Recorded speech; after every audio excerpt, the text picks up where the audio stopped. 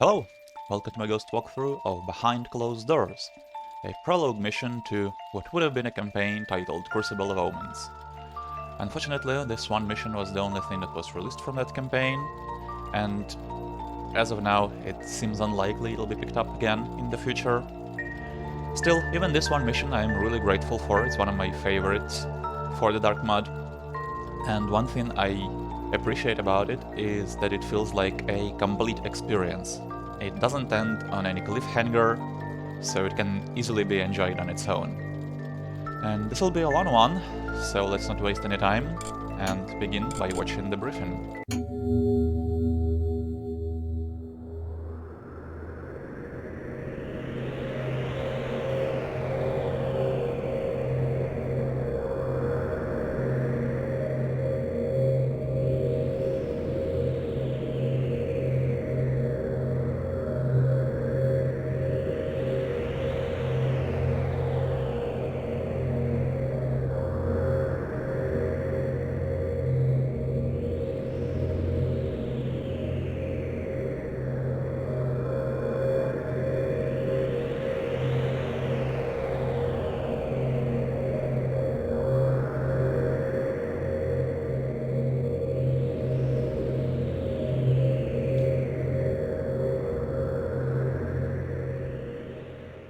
The job in question was simple enough. All I had to do was break into some guy's house, steal a ledger, and then get out without being spotted. But that's where my problems started. The house was owned by one Heinrich Fried, and unbeknownst to me at the time, he was a usurer under the protection of the local Thieves Guild. When word spread that it was I who pulled off the job, the guild leader, who goes by the name of Lazarova, gave the order to have my head put on a spike. Naturally, 2 leg breakers were dispatched, which meant I had to make myself scarce and lay low for a while. After things had died down a bit, I got in contact with an old fence of mine. He informed me that Lazarova is a wealthy and successful figure in undermarket circles. But what was unusual is that Lazarova is a woman, which belies her brutal and ruthless reputation. It is likely she got where she is through wealth, meaning it's possible she is of noble blood.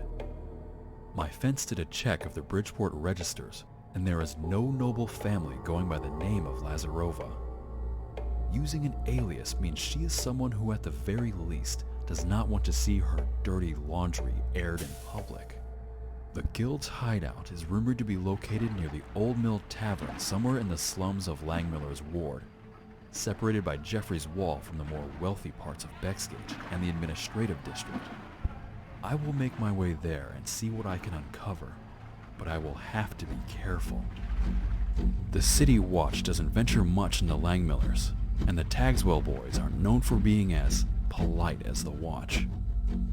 Locating Lazarova is my first task, and with some luck, I should find some incriminating evidence to use as leverage.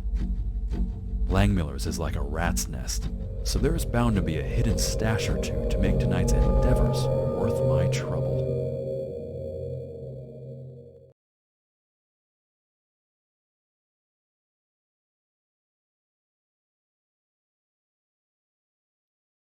Right, so I have quite a few objectives here. Lazarova thugs are frequently seen around the old mill. Find a discreet way inside and look for some info about her location. Optional, find a way into the build a storehouse. There is bound to be some loot worth grabbing. Optional, find the local Inventors Guild. There is probably something of value worth stealing.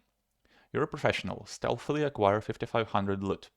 The night is young, and there are plenty of locals who require that in-house service. Don't kill Lazarova, there is no telling what trouble that could bring. People have a hard enough life as it is, do not kill any unarmed civilians. After you're finished with the other tasks, find a way out of the district to the north of Jeffrey's Wall. Okay.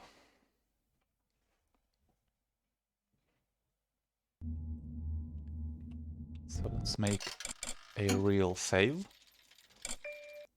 And before I take a look at the map, let me get out into the streets.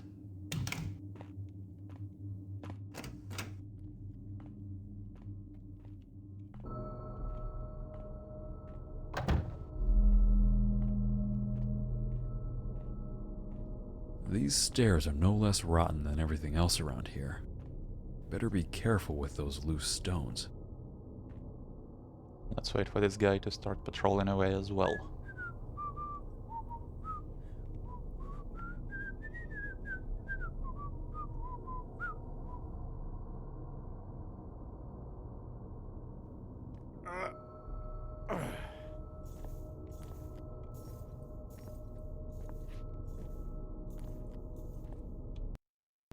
Okay, so I wanted to come out here to show that this mission actually has an auto map. So you can see the area we're in right now, the Great Stairway, is highlighted. This should make it a little easier for you guys to track where I am when I bring up the map. And our first goal is the Old Mill Tavern to the north, but I'm not gonna go there straight away.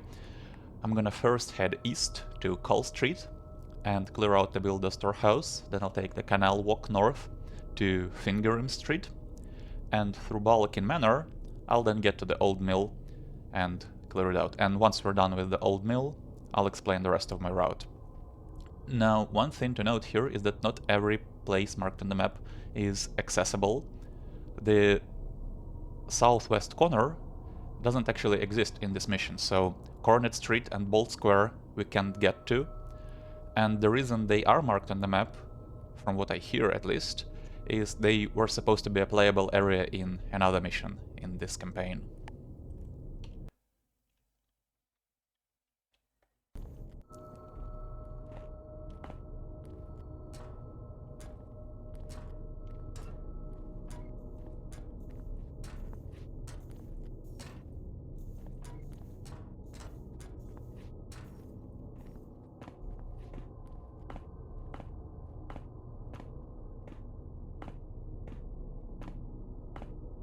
So this is Call Street then.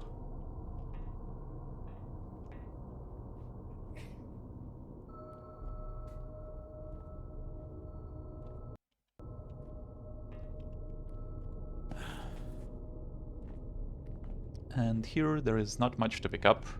There is just one piece of loot, but there are a few readables.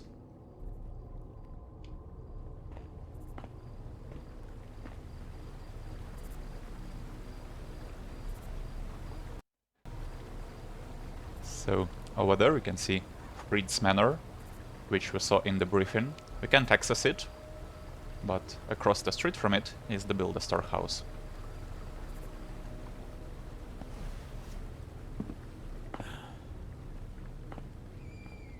And on the top floor of this building is an apartment where there is nothing of value really. Guess there is a health potion over there, but I only want to get the readable here. Dear Mr. Reynolds and Mr. Cox, it is with furious anger that I am writing you this letter. It took me days to find out their establishment was in charge of the maintenance of the arch high above the Great Stairway, and the most dreadful accident almost cost me my life. An apprentice of yours was polishing a fine ornamental piece, and I, curious as I am, stopped to watch. That's when I felt someone make a reach for my purse. Money that I will never spend in your establishment, thank you very much. And as I was berating the street urchin who dared to swipe my hard-earned crowns, this white stone the apprentice was supposed to be polishing fell right next to me with the most terrifying noise. I'm telling you, Mr. Reynolds and Mr. Cox, that your apprentice, or should I say murderer in training, let that huge ornamental piece fall with the intent to end my poor life. I could see him laugh on top of that scaffolding. It's not in my custom to be thankful to street vermin, but were it not for that little girl, my head would have been right on that stone's trajectory. I demand reparation, and this is why I am also writing to Judge Fifth of the Administrative District, as I intend to sue you and your establishment. I don't salute you, Mr. Eustace Noyes.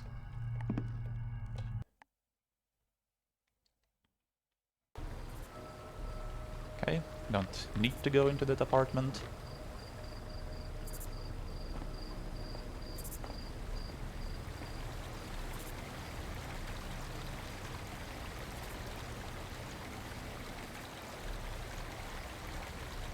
Freed's townhouse.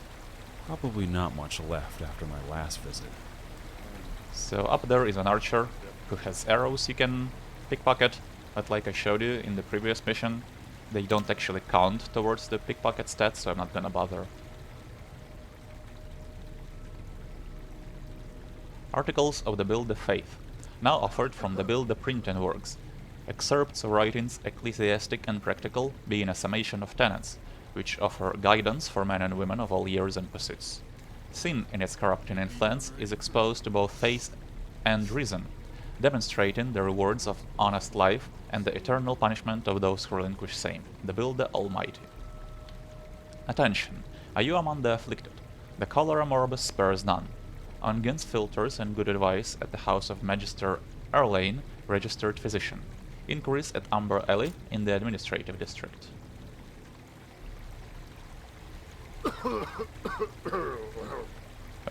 Got one suspicion already, but that's okay. I'm gonna be a bit more liberal with taking first alerts, because this mission will already take a really long time. So as long as my stealth score stays at 0, I'm all good.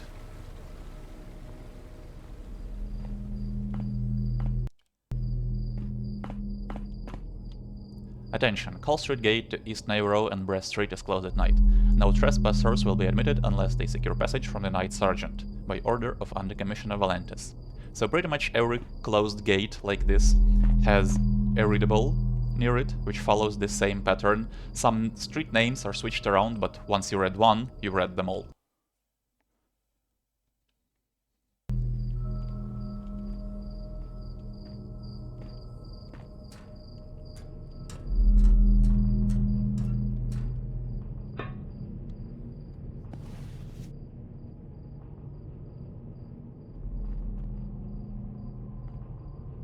I hope he didn't hear that. Whoa!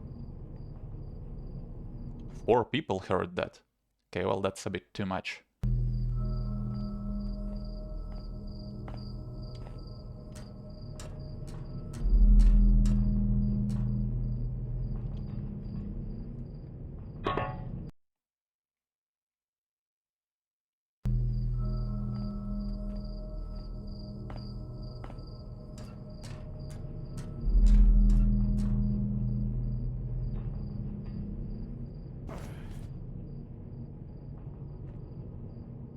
Okay, now he's looking this way, so I can't move.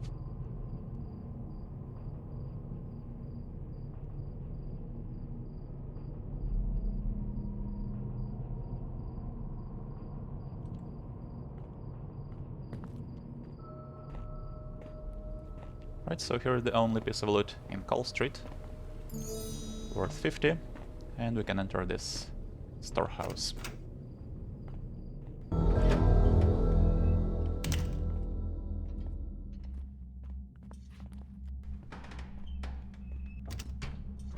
So the objective, to find a way into the Builder Storehouse, checks out right away.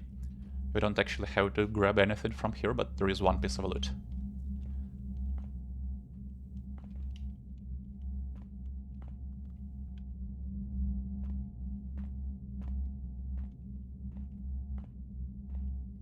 The Lord thy God shall not forsake thee, nor thy works.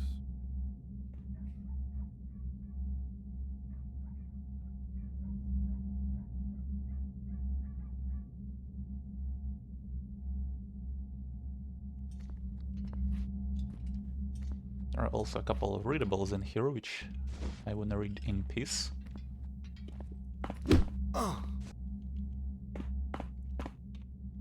Brethren, it has come to the attention of Brother Camel that the lock on the door leading to the balcony was forced with a solid tool, no doubt the work of a plunderer wanting to desecrate this holy warehouse. I have assigned the good Brother Dennard to watch the balcony, where he shall be ever vigilant and look out for any interloper foolish enough to try the builder's might. Father Detrick.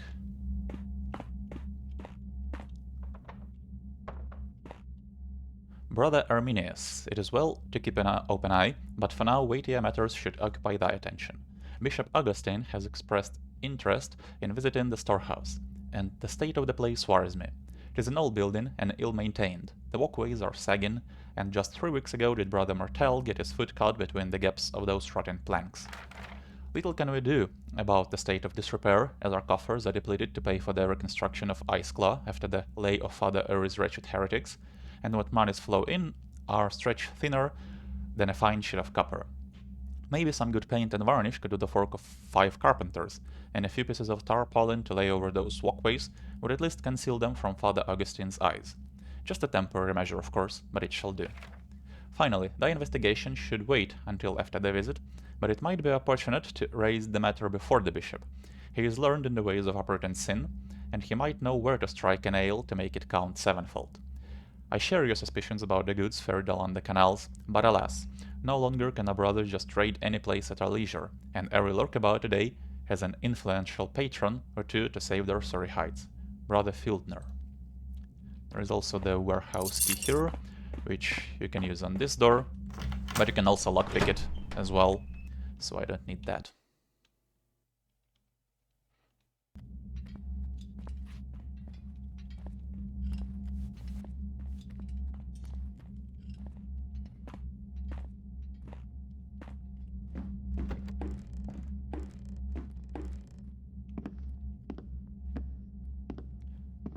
The only piece of loot in here is in this chest.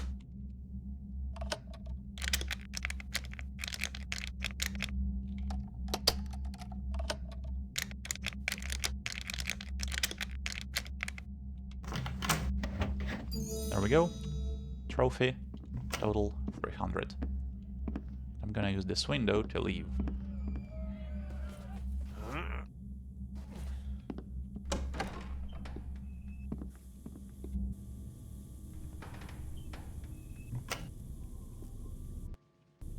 I've picked up a few pieces around here before. I wonder if the traffic is still going good. So we've now made our way to Canal Walk. There is similarly not a lot to pick up here, just a couple pieces of loot on the rooftops, like that wine bottle over there. But I'm gonna have to wait for this guy to go away. And probably the builder guard as well.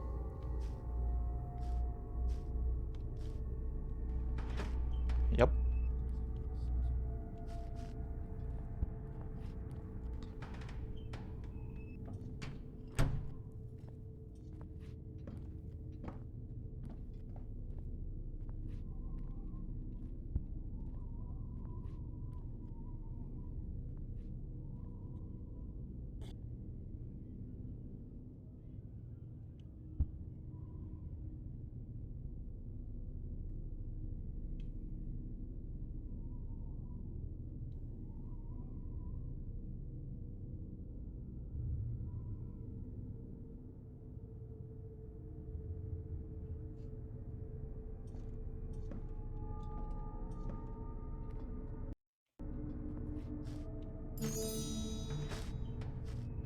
Go, bottle of wine.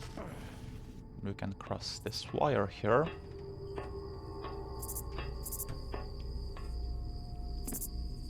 And grab 2 more pieces of loot on this balcony.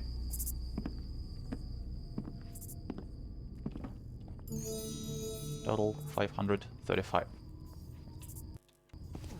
Now, down here is a little underpass that connects Canal Walk and Fingrim Street, and it's very difficult to get in here from this side, and in my experience, impossible to leave this way, because you have to drop in the water, and that will undoubtedly alert that guard to hunt mode or worse. So an easier way to get in would be to pick a lock on the other side, on Fingrim Street, and get in through that small underpass, which is what I'm gonna do next.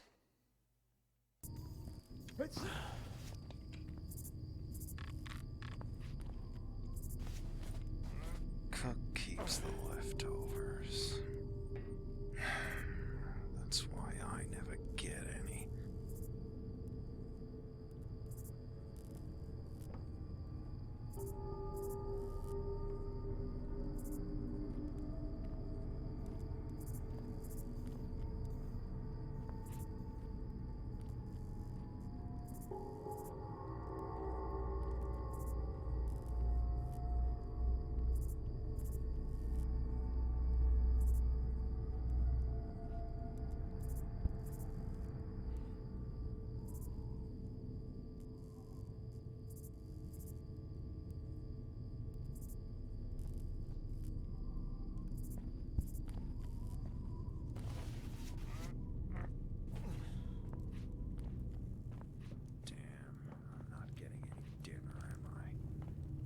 The timing on that guard is a little unfortunate because I'm gonna have to wait for him to come back before I can pass him. Now, from Canal Walk, you can also get straight to Rattlebone's Way through a small underpass over there, which I'll show you from the other side when I'm at Rattlebone's Way myself.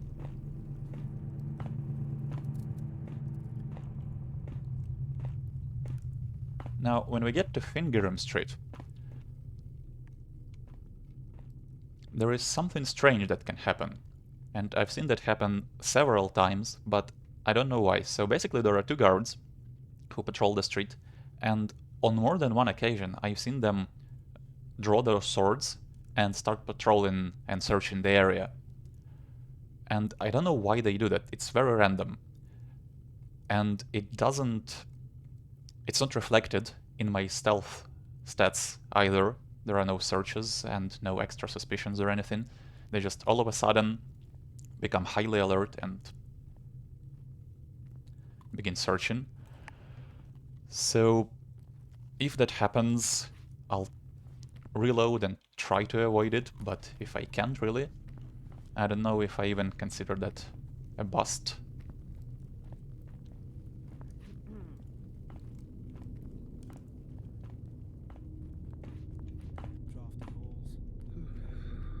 wind never blew like this at Wayside. Air just gets everywhere, even indoors. Gets right down my neck. So let's actually make a real save here. Now, you don't want to step on this roof because it's slippery and loud. What you want to do is use the ropes to get down. But you gotta be careful because there is a guy over on the rampart and he just left, so if I wait just a couple seconds here, I should be good.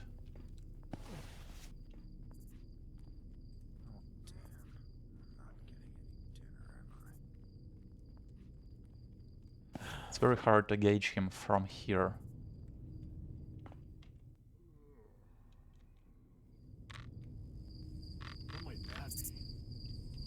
Yeah, he didn't leave. Okay. The wind never blew like this at Wayside. Air just gets everywhere, even indoors. Gets right down my neck. I can see his hand.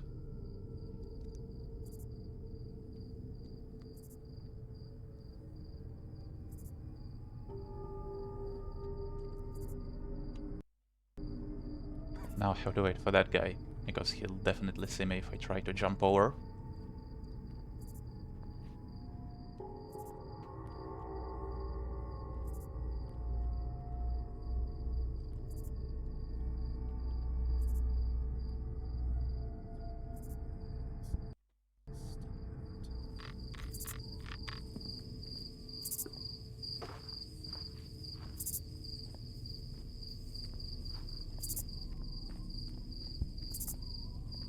So far, so good.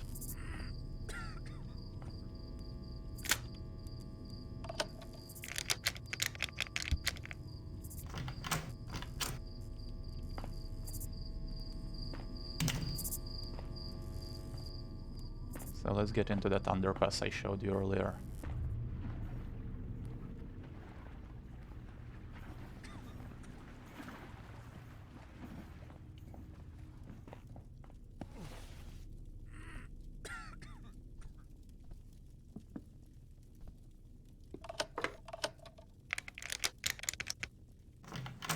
So in this crate, got 2 gold plates, total 605.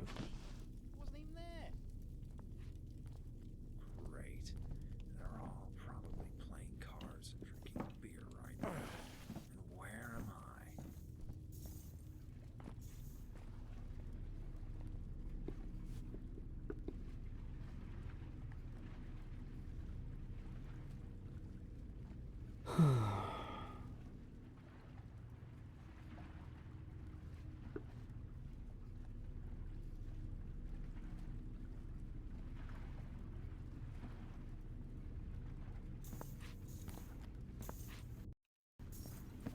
What made that sound?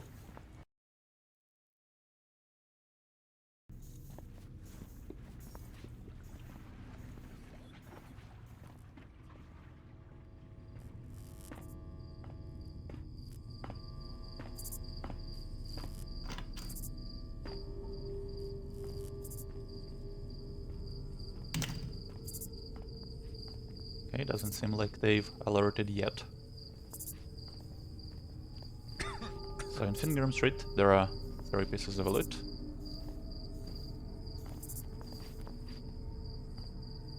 I don't know if he eats it or sells it, and I don't But care. getting by these guys can be kind of a pain.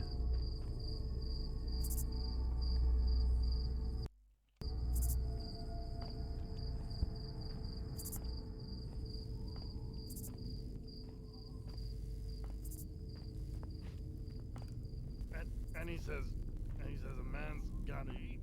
And I don't know. So here not to cross that lit area, we can just jump over. And get a goblet here. Blue like this wayside.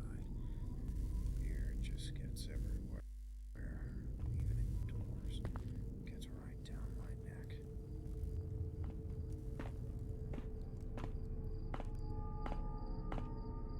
This door is broken. Until it's fixed, by that lazy carpenter Nichols, deliverers should go to the canal side door. So there is another piece of loot behind this fence, and it can actually be really tricky to mantle it, especially if you try to jump over from that roof. Don't do that. What you want to do instead is jump into this window. You can't mantle into it, but you can jump.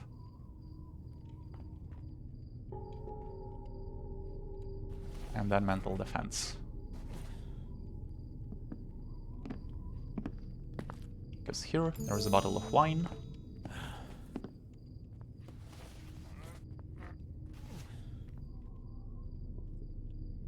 And to get back, you can land in that window as well. Just gotta wait for this guy, I think.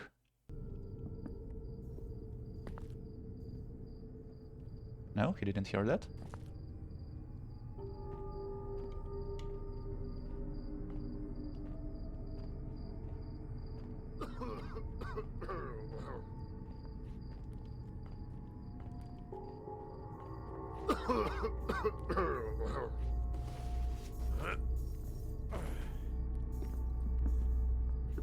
Right, I'll take it.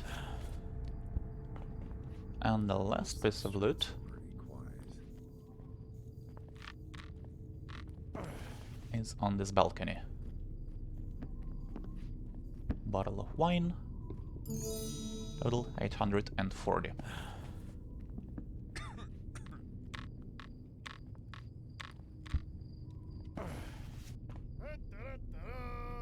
Now comes the difficult part, actually getting into this window without being spotted.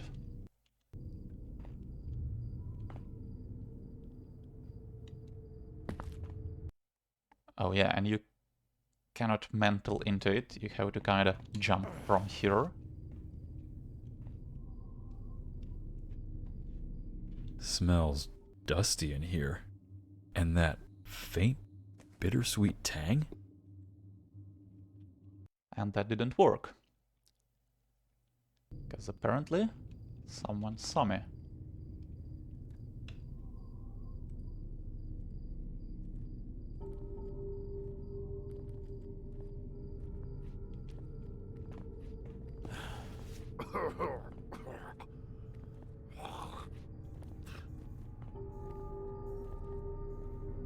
Smells dusty in here.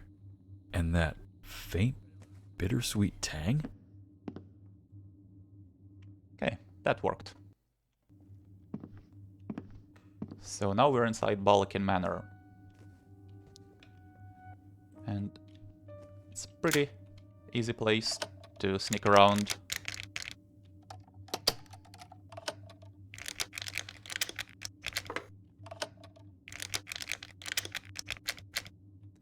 There are very few people here. So gold dagger. Purse and a note. My good friend, there is a batch of 38 items currently in transit from Braden. The package should arrive in Bridgeport in about a week, and you'll receive this letter before it arrives as per our agreement. Your contact this time is 10, who you'll meet in Bolt Square. You will recognize him by a white flower on his hat. Same payment as last time, Bergson. Okay. And we also have 2 gold candlesticks here, total 1045. Now, this here, I guess, indicates that some paintings around the manor are valuable, not this one. And if there are any dark mode veterans watching, I have a question. Can you identify a valuable painting from a distance? Because I still can't, really. The only way is to walk up to it and see if it highlights, like this. And paintings in the dark mode are worth quite a lot. 225 a piece. So if you miss any, you're missing a lot of loot. So these 2 are the only valuable paintings in the manor. What was that? The rest aren't. So this way we can get to the western part of the mansion, and that's the window we're gonna take to get out, but I don't need to go there just yet.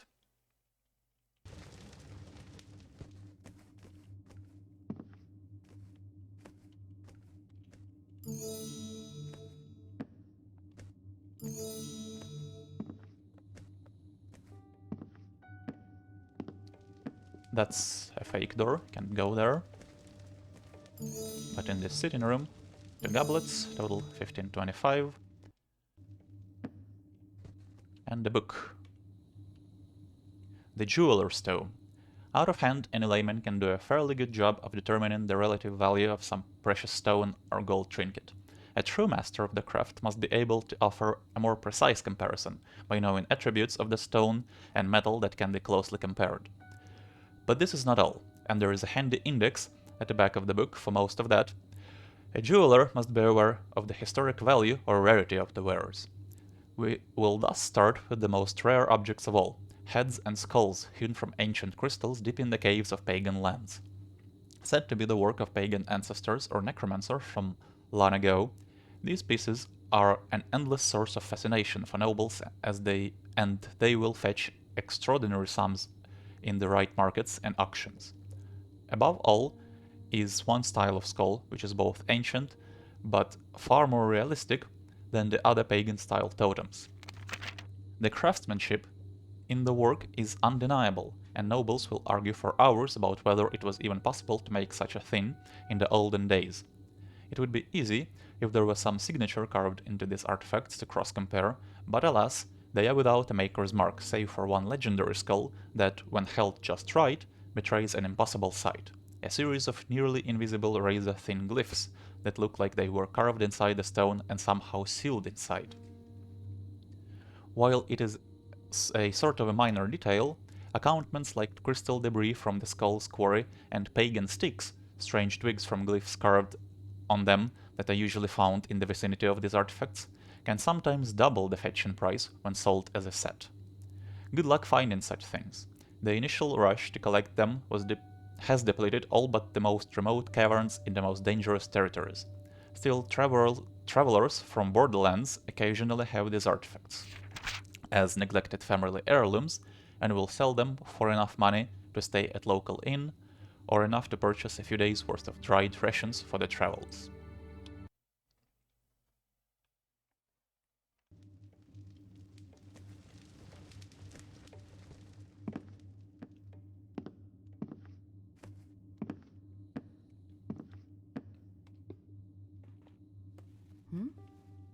Okay, I didn't know she was there.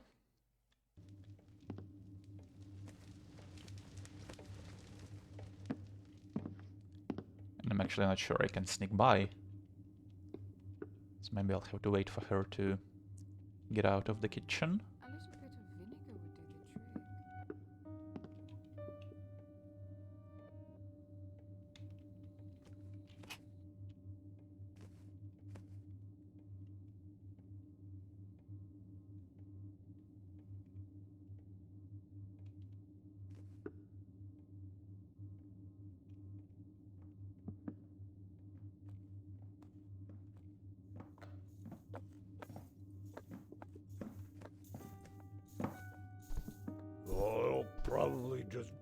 me if I don't light it again.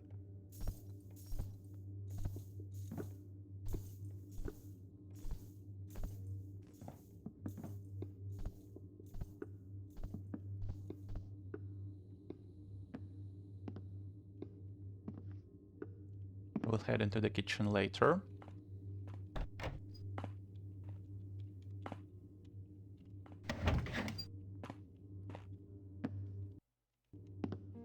Now this door is pickable and will take you to Rattlebone's Way, but I'm not gonna use it. And in the wine cellar there is one bottle of wine. Somewhere. There it is. 1635.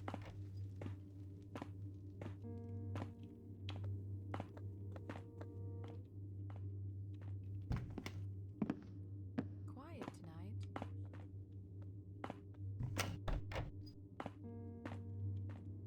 So in the kitchen here there is nothing.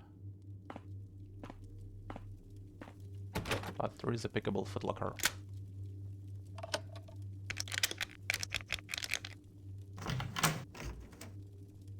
There's another bottle of wine. Nothing here. And there is also a journal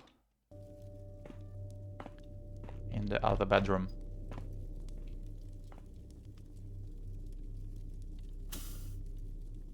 Sir Ranscombe has not been himself these days.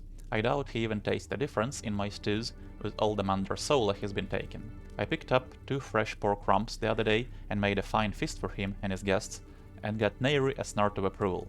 The maid at old Allodric's place says I'm wasting my talents here, and I should venture to the eastern part of the city and get a job at an inn or another manor.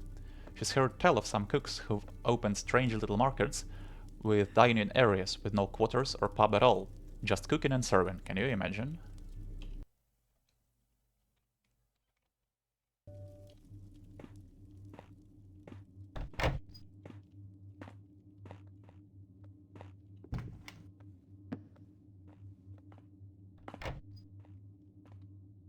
This door is broken. Nichols said he would fix it last week, but I haven't seen him since. We'll have to bring the deliveries in by the canal door until he climbs out of his bottle. Cook.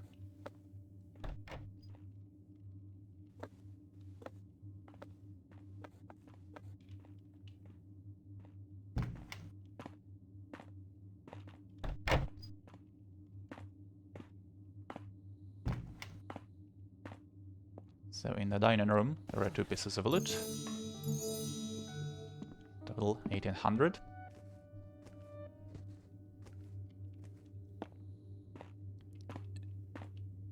In this room there is nothing to pick up or read. There is one more door which you can pick and it will take you to Rattlebone's Way. And here is another way to get to the western side of the manor, which I showed you before. So one last room of interest has a readable. How did I get so wrapped up in this? Lazarova's been relentless on the upcoming event, and I see the men getting real sloppy around the builders and City Watch. Even with most of them in our fold, you never know when stray eyes will see what they oughtn't and go fly into the periphery for some real authority. I'll be so glad when this affair is concluded. Not the least to say, it'll probably mean a few more coins in the pouch. Okay, and 2 more pieces of loot. Goblet. And the ring. Total 1855.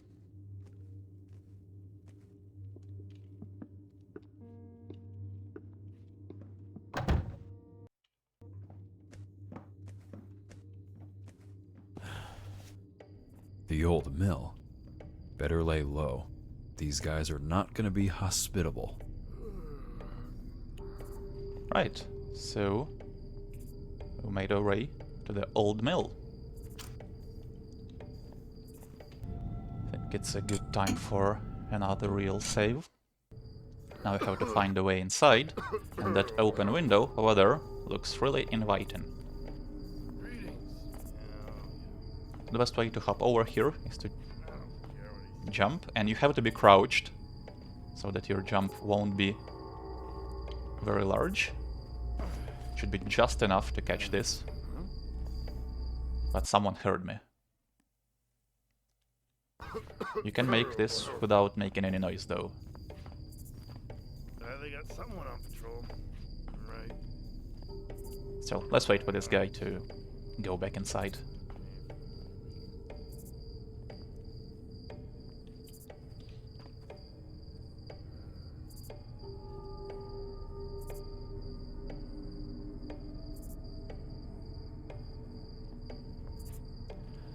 Now there is one strange thing about the inn here. So you see our objective says, find a discreet way inside and look for some info about her, Lazarova's, location.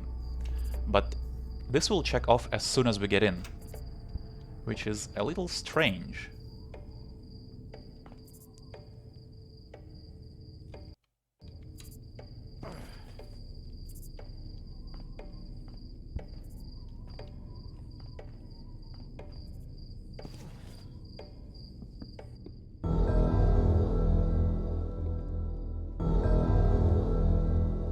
There, see? It's now checked off. And we haven't even found any info. Of course we can, in the secret cellar, in the inn. But I was interested what would happen if you don't read that and go straight to her residence. And sure enough, if you get in there, you'll get a new objective that says you found Lazarova's residence, even though realistically we wouldn't know that it's where she lives. So I think this should have checked off once you find the information in the secret cellar. I will get it though, because we also have an optional objective. These amateurs must have a stash somewhere, clean them out and help yourself to anything else you find. So that's also in the secret cellar.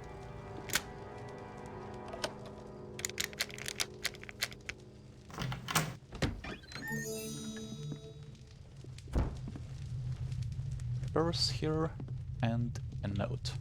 Leonard, while I appreciate both the company and the hard work you do for me, failing to capture the interloper who dared to steal from Fried greatly bothers me. Gossip spreads like the plague in this city. If thieves and other thugs learn that one of my people got robbed, you can be assured they will flock to Langmiller with the prospect of plundering the people under my protection, since it's now considered fair game. Tell your underlings to find him as soon as possible and bring me his head. Anyway, I need to talk to you in private. Letters can be intercepted, and I know Under Commissioner Valentis is quite twitchy these days. So this is why I'm asking you to come to my home tonight. Take a bath and dress properly, and don't arouse suspicion, and come as soon as possible. L. Okay, and this door, leading to the rest of the inn, we have to pick.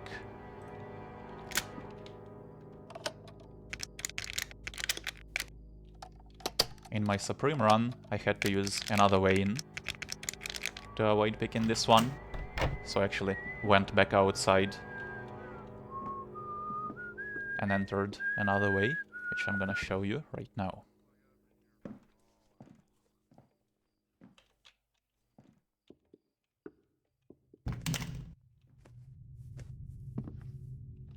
Well, actually, there is nothing in this room except for one readable. So let me quickly get that. Servant's Journal. Sir Ranscombe sure was being quite rowdy last evening. He was celebrating some book sale he made. It took me 3 years to track down that book. He kept howling over and over again. He bought round after round for the whole place and kept saying, "Compliments of the good lady." Bert kept telling Sir Ranscombe to hush like he was spilling some secret. There is only one lady in these parts who would be able to pay a fortune for an old book. My friend who works in her manor says she's been crazy about astrology lately. I'll bet she's reading that old book next to her fancy telescope. Sounds like a nice life, resting in a parlor reading old stories and stargazing all night. She probably has some guard to turn the pages for her. Lots of strange stuff going on in that manor though. Nobles, bah.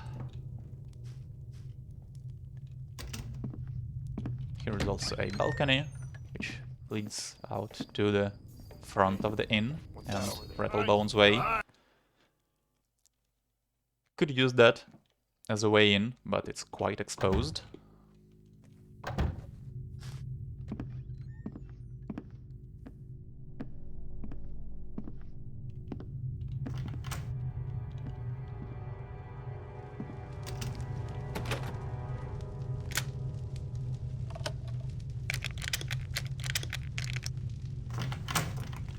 footlocker. There is a jewelry box key. And the jewelry box itself is up here. It has 2 pieces of loot. There is also a single coin here, total 2016. And this was the way I entered the inn on my Supreme run. So from that window where we exited Balkan Manor, I hopped over to the roof, then to the fence there, then followed these chains, and this is another good way in. Also, while I'm here, I want to show you this. There is a passage here, which will take you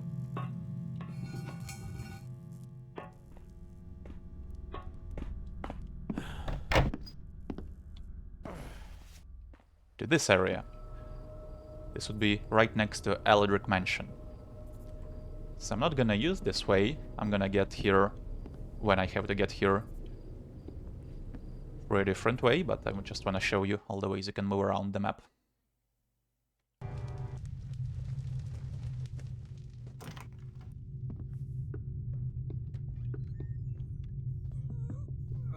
I think someone's coming.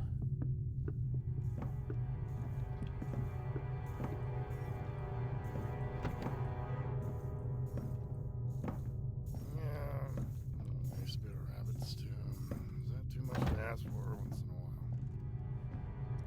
So to get into the secret cellar, there are 2 ways. First of all, we can pick a hatch on this floor and get there, and that's what I'm gonna do. It's a far easier way. The other one is to find a secret switch on the 1st floor, and that'll open a secret door nearby. So I'm gonna show that as well, but I'm not gonna use that way.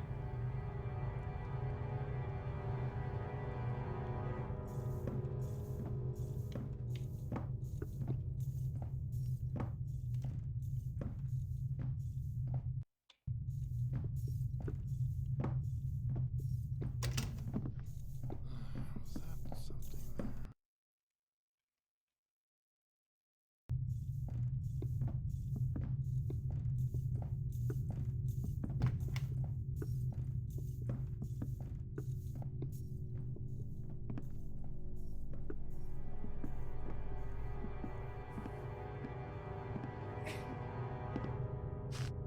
Nothing in the bathroom.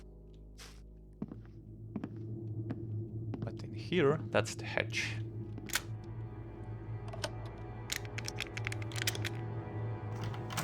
So it takes you to kinda a space in between the walls of the inn.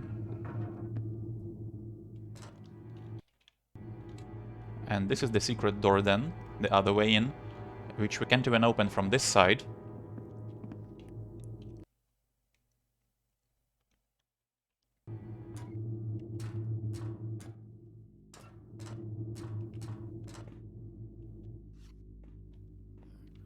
And here's the secret cellar.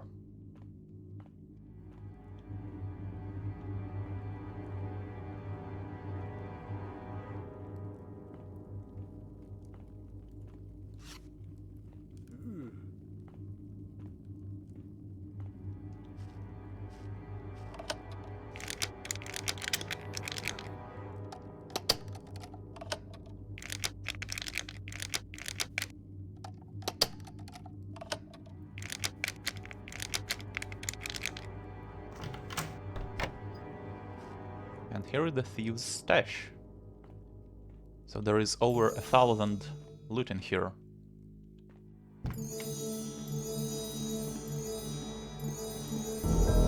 There we go, 3126, and that checks off the optional objective we got when we got into the inn.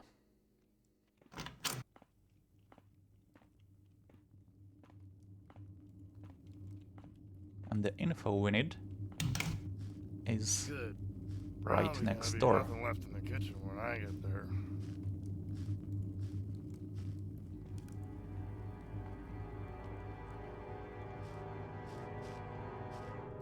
Quentin, the boss wants to see me tonight, and judging by the tone of the letter, I'm almost sure a raise is out of the picture. You're in charge of everything in my absence. If you need me, you'll find Alois, one of her guards, near the wall. They wear expensive gear, so you recognize him. Remember that we're still looking for the lowlife who stole from Fried. Jahan and Basil got a good beating for failing to do their job, and are still in the streets looking for the guy, with no pay. So do your job correctly, Leonard. An invitation. Time to pay Allodric Mansion an evening visit. So we get a new objective now. Locate Lazarova's residence, believed to be Allodric Manor, and find a way inside.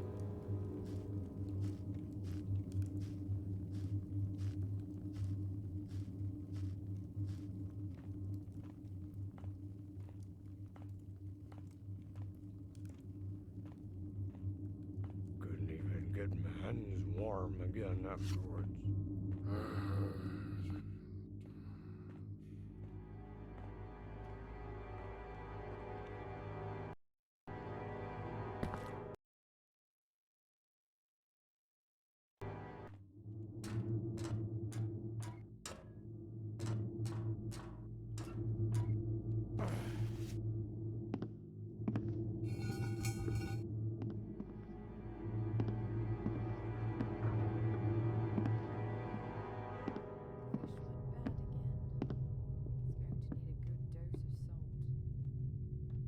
Okay, now we can head in to the first floor.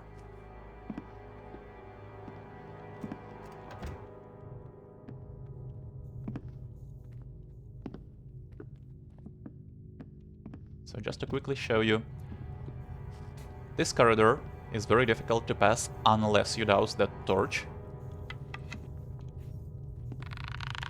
Or a lamp, whatever it is. Because in the bar area there are a lot of people and at least someone will see you. And here is the secret switch then.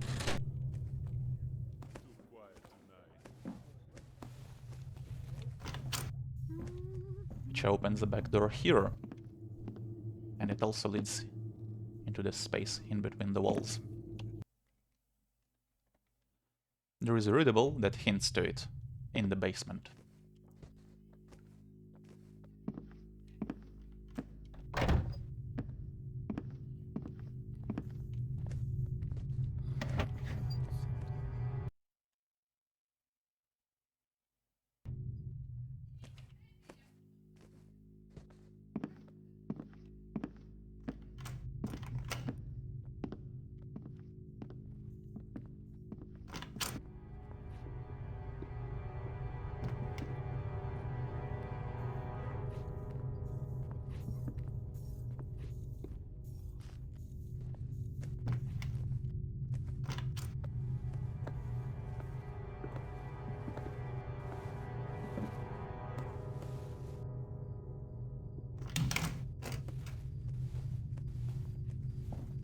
Okay, in the kitchen here,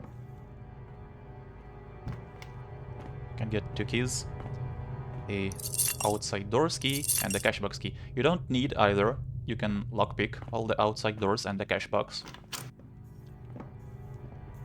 But no reason not to grab these. So these two are outside doors. And there are more, of course. This takes us out to Rattlebone's Way. And this is the back door then, near the canal.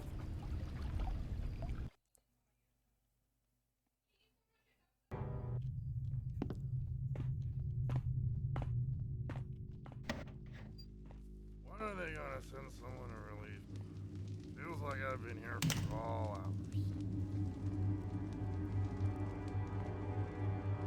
Now, in the basement, there is kind of a secret behind this brick.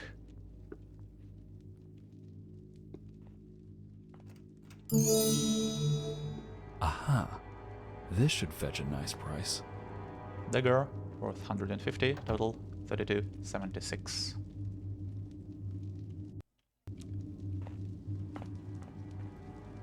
I don't think there is a wine... No, there is one wine bottle here as well. Right.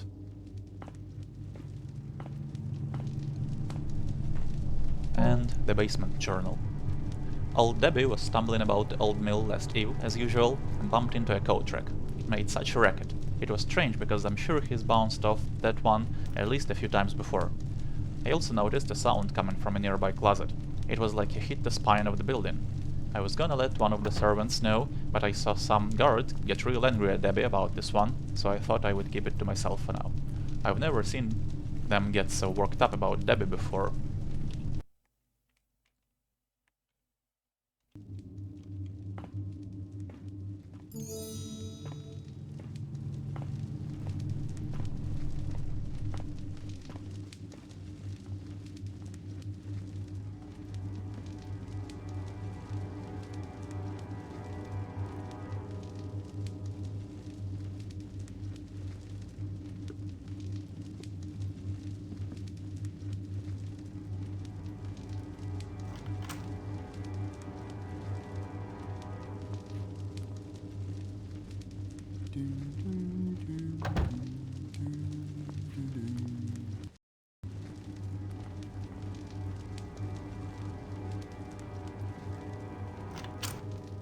Something.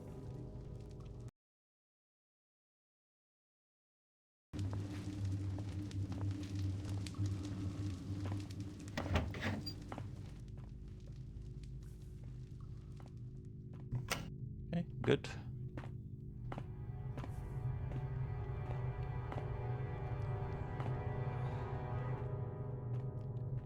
So this will take us behind the bar, where we can use the cash box key and get 2 gold. Nice.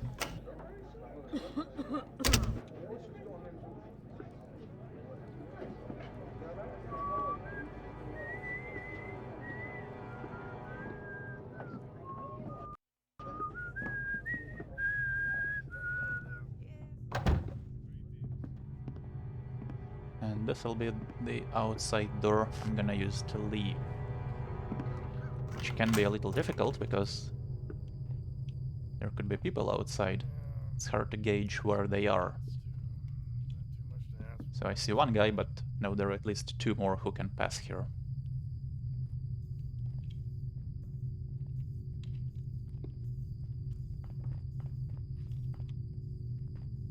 When are they gonna send someone to release me? Feels like I've been here for all hours. Okay, that worked. So, let's make another real save. And now that we're done with the inn, let's take a look at the map. So, Allodric Mansion is our next goal. That's where Lazarova supposedly lives. But because we don't have the objective to get back to the starting point, if you remember, the objectives say that once we're done, we have to escape north of Jeffrey's Wall, and that is conveniently right next to Allodric Mansion. So we have to loot the rest of the city before we head in there. So I'm gonna head south to the Hoarders area now, clear that out, and then get to Allodric Mansion through Shingle Plaza. But before I get to the Hoarders, I'm gonna show that underpass that connects Rattlebones Way and Canal Walk, and get a piece of loot there.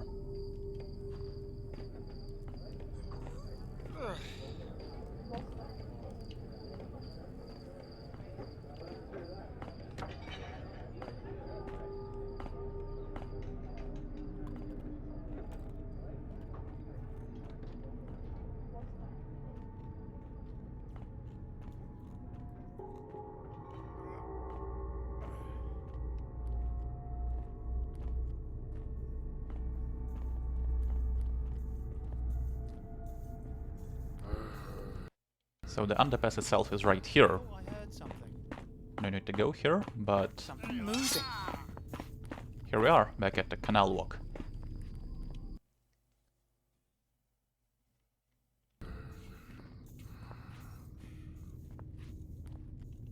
Was that an alert? No. But what I'm really interested in here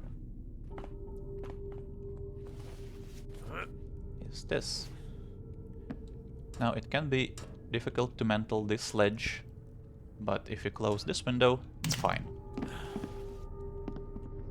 Or not.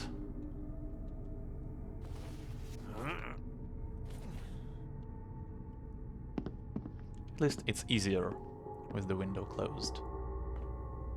And up here, there's a very well hidden bottle of wine. Total 34.98. It's one of several bottles of wine hidden on the rooftops in this mission. And in this apartment there is just a readable, no loot. Too many builders in this town. We've got most of them on the take, but I know that cranky brethren Gordon up top plays it clean and would raise heckles if he found out about Leonard's men running the streets. We've got to get some sort of blackmail on this precious builder disciple. Rother thinks we should try another bribe, but that Stumbler will just end up steaming the old blighter and he'll be storming the streets with that hammer trying to shake down anyone he thinks is in cahoots with them.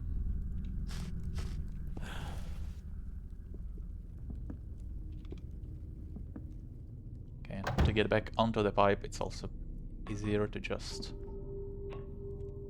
close the window.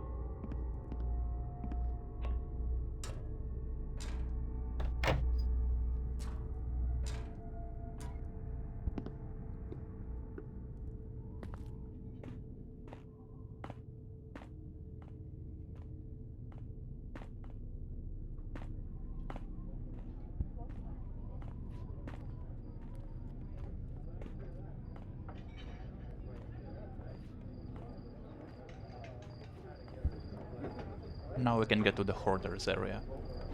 There is a good way to avoid ever getting out into the light.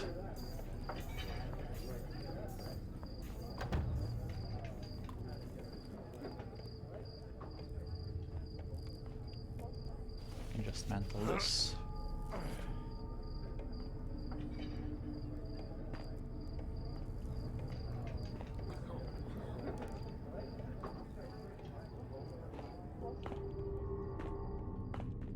It's a good time for another real save. Yes. I'll just overwrite this one.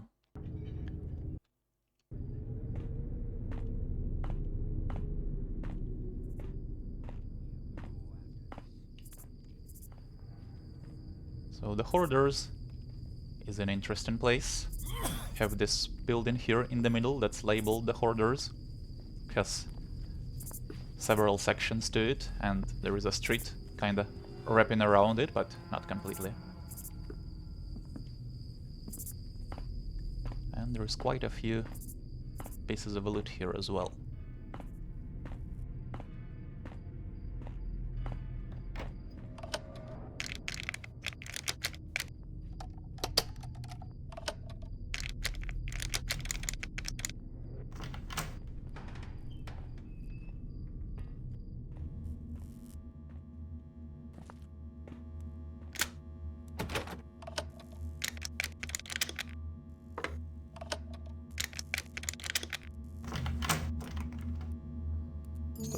Bottle of wine.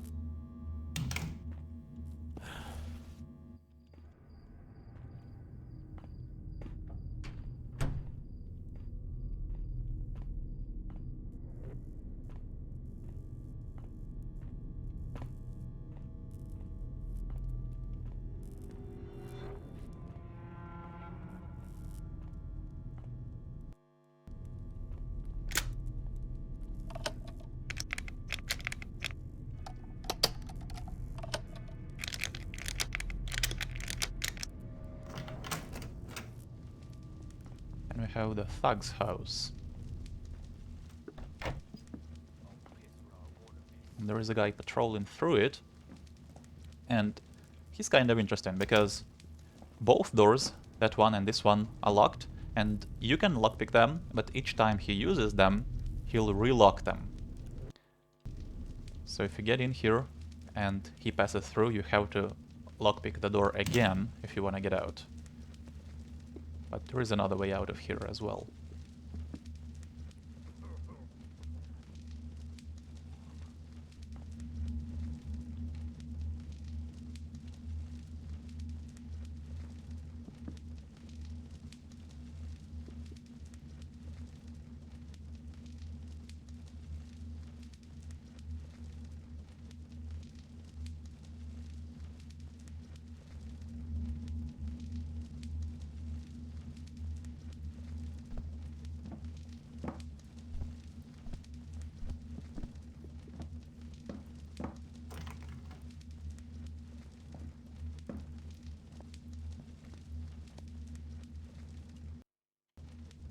Okay, in here.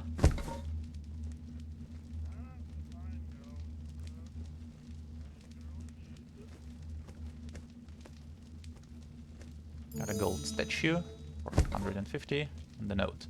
You stubborn ox. Whatever you say, but know you're missing out staying in your stink hole of a turf. Hey, if you want threats, we got threats. If you want wet walls, we got them too. And if you want cramped, crappy houses, Wrecker's Reach is your place.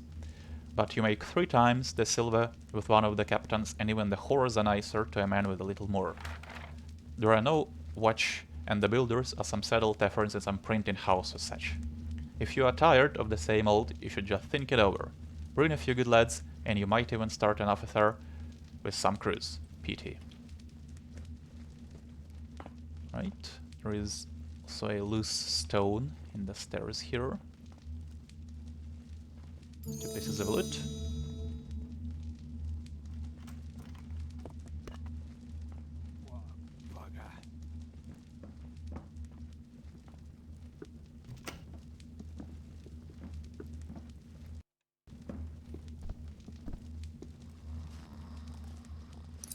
There is a footlocker key, but you can also lockpick it as well. There is a thug's diary. Not much to write these days, boring stuff as always. We did pull a job that was fun last week, but I already wrote about it. The Tagswell boys are still piking on the poor bastards in Hoarders, but Lazarova is fine with them, as long as they don't go further than their shithole. Some guy stole from that wealthy fat usurer, and Johan and Basil didn't find him, so Leonard and that brute Aiden kicked their heads. Leonard is a pain in the arse. He starts wearing expensive stuff, trying to look like some sort of pompous noble or something. I wonder when Quentin will take over the mill. The place needs a real kick in the butt, that's what I think. Okay, well, I don't need this journal.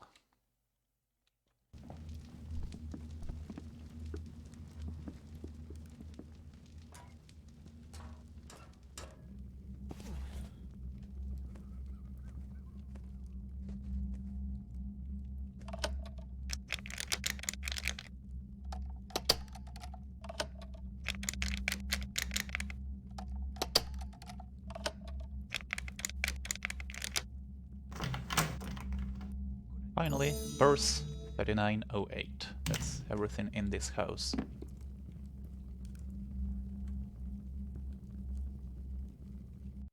Let's try to avoid that.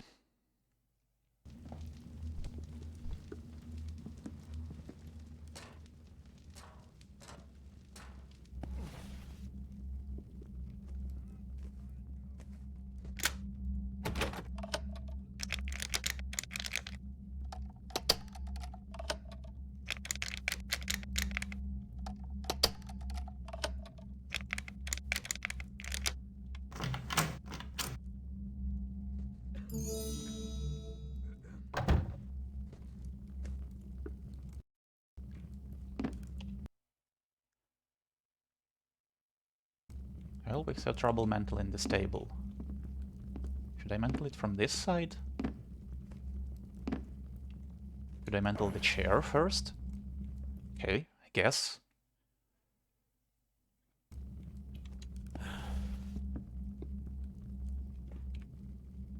Found some gold statuette or something down the street drain. These rich people should know better than to throw this in the streets. It must cost a fortune. The lady living in that big house wears expensive stuff. She also has quite the wine cellar. There is some bloke living in that tall house just outside my window that seems to eat some good food. There must be a way to sneak into his home, probably under Lazarova's protection though. Jacko bit some bugger pretty good the other day, but he didn't carry nothing. Good thing the law dogs are too afraid to come in here. That Bill the sentry has a good view of the area. It's a wonder he didn't see anything. Okay, and we can leave through here. Oh, I got those suspicions somewhere else, not from jumping here. Okay. So, this is a strange bit, because you might think you wanna mantle this little ledge here, but you really can't, and you'll just fall down. But what you can do is mantle the whole roof. And you wanna do this, because there is a Chimney piece of loot. Huh. Smells cleaner than the streets down there. There we go.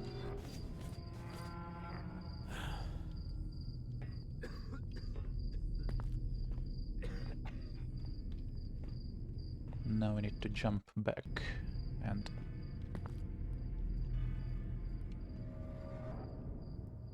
Good, good. So this vent, have to pick, and it'll take us to the other side of the street.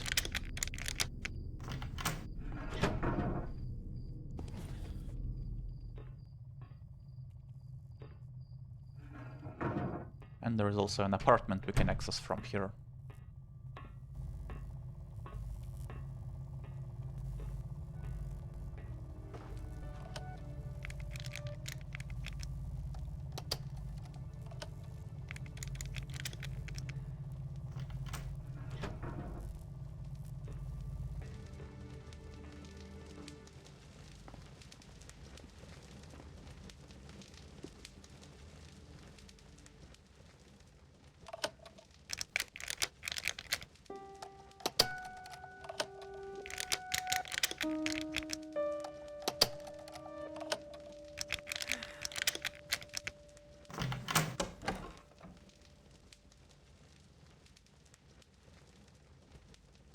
Two pieces of loot in this chest, total 4108. And there is also a diary. I was foolish to think it was a good idea to relocate south of Jeffrey's Wall. I bought this house in that area they call Hoarders for some reason, and now I spitefully regret my decision. The house itself is good, but it's the quarter that's given me nightmares. This whole district stinks. There is soot everywhere. Smoke jets, machine noises, and insults is all I hear all day long, day after day. And I can't even say the view is any good. I am treated with a particularly repulsive house on the north, below the clock tower, and some awful backstreet on the south that reeks of builder knows what. At least I know that what time it is. I wonder how Lord Allodric and Count Danforth managed to live in such a terrible place.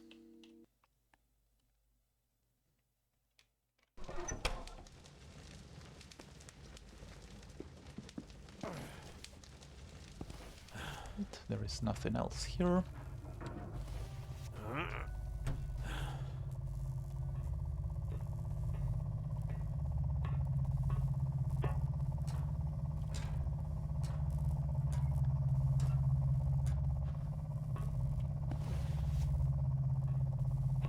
Now when coming out on this side, gotta be careful because there is a builder guard who can spot you right away, depending on where he is.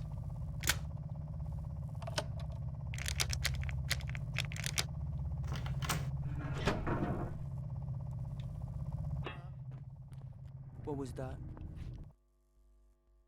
And you can also make noise, of course.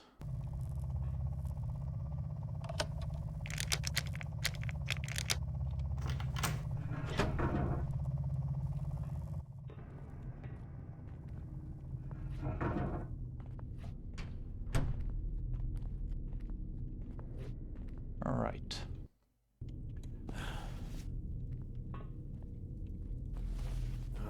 Does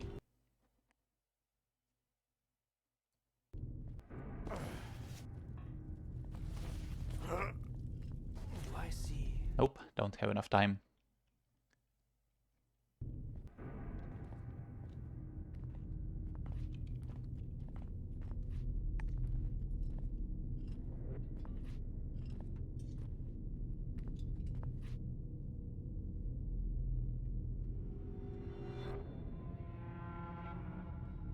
So now we're actually right above where the Hoarders area connects to the Great Stairway where we started. So I'm gonna show you that in a minute. Really liking the interconnectedness of this map.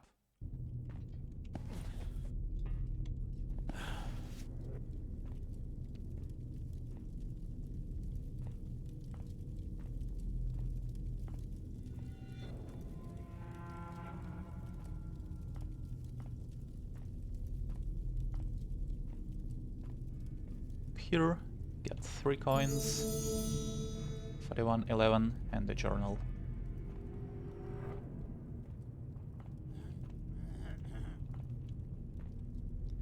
It is a grave sight to see that the city below teems with the scurry and blackguards. There is naught to do for it, what with the scant builder force in this realm. If I ever gain any more stature, I'll see to it that the builder's mighty hammer striketh these stone grounds, and beat back the slag and forget thy hard and clay streets. So before I move on here, I'm gonna show you that you can see from here an open window leading to an apartment that connects the Hoarders area and Rattlebones Way. And I've never been able to get in there or out of there from this side. This builder guard seems to notice me every single time, even when he's stationed there. I don't know why, but I'm gonna access that apartment from Rattlebones Way.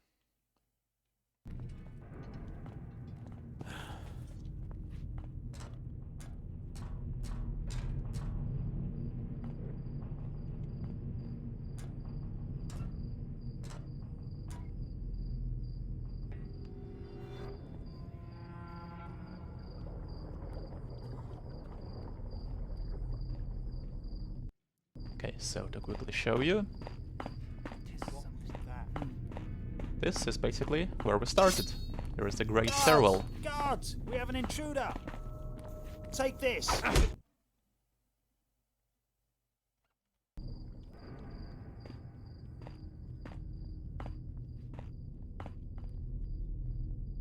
And that guy can actually see around this corner.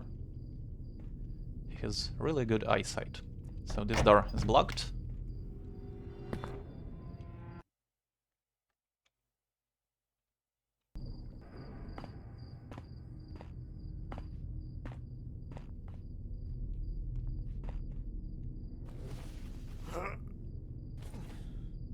We can get in through here. This looks unsafe.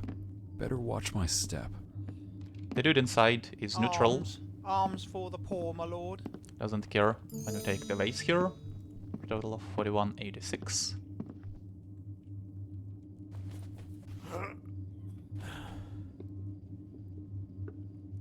And you can also, let's see, can I mental this? Yeah. There is another hole in the wall here. Should take you out here. Don't need to go this way.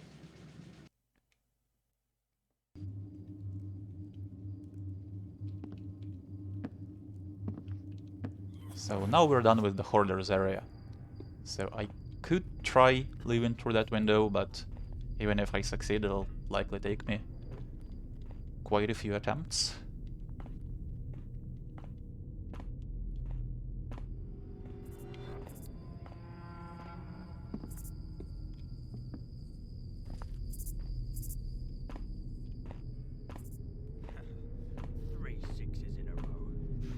One guy from the Hoarders area sometimes comes out here. So let's wait for him to go back.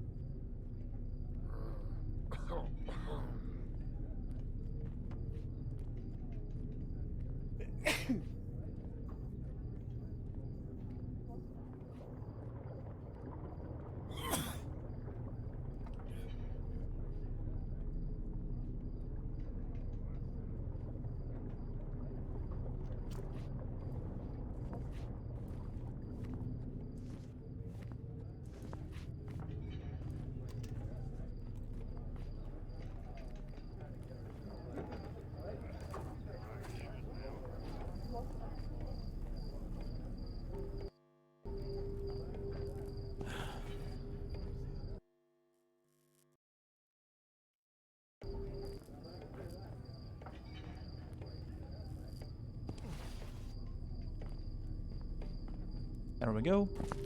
Nope. Gotta be a bit closer.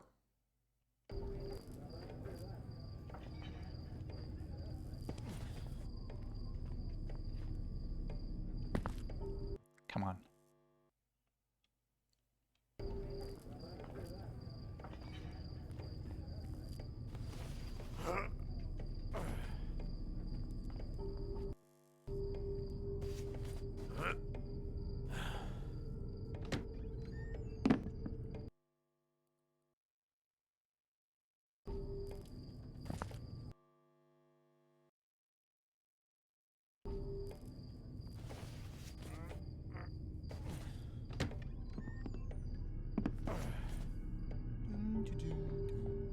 So here is that apartment. If you go through that door, you're gonna get to the kitchen and see that window that leads out into the hoarders area. There's a trophy here, a total of 4286, and also a book. And there is also a guy patrolling here. How ironic that there are a few places safer than the neighborhood of the worst kind of thieves. Nobody has bothered this apartment, even though the patrons at the tavern below my windows would do well with a few years hard labor in the forges of Iceclaw, or along the builders' roads. When I look at the types who turn up here, I see the logbooks of my students' years come to life, each face an illustration of this or that misdeed. But it is when I look out the kitchen window that I see the real gallows bait, stone-cold murderers, whores and whoremongers, the city's finest. Indeed, I remember seeing a few of them on the bench. I don't have anything to light it with. But who remembered the scribe on the pulpit when everyone's eyes are fixated on the judge's robes or the defendant's pleas? He is a mere bystander, and in the streets a nobody, another face in the crowd. And for a little protection money paid in good silver to his good friend Mr. Leonard, as well as the promise of a favor if Mr. Leonard's name ever comes up in court, he is safer than any judge, thief or lord in this wretched city.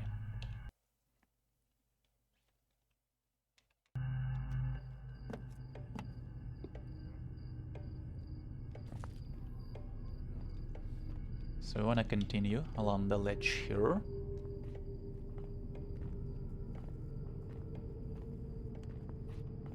Okay, this guy is stuck. Oh, let's deal with that later.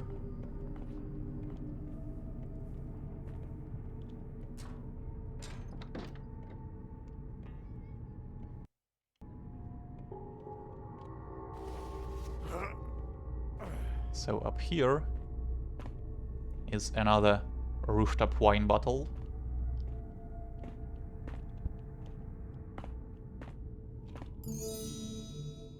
$43.96.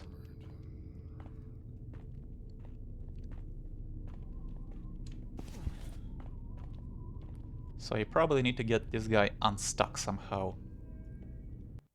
And I'm hoping the method I showed you in the previous video of first alerting him will work. It usually does.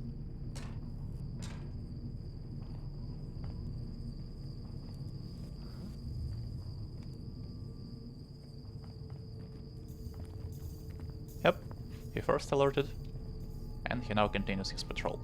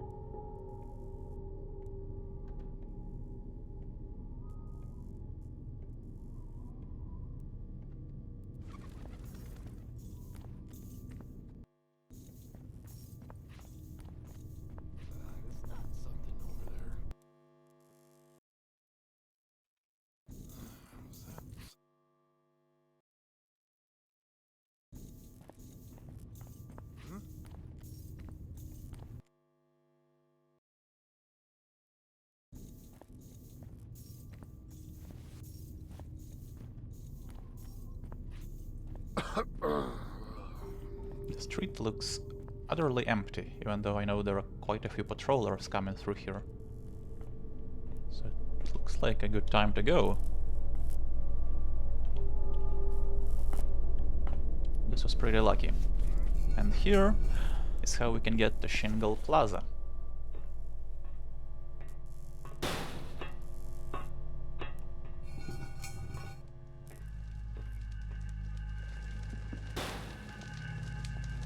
There's a trophy, 4496, and I wanna make another real save.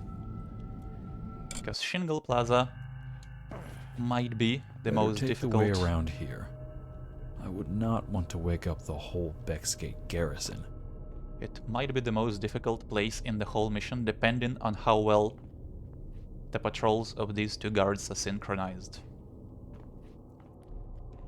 Before I get to them,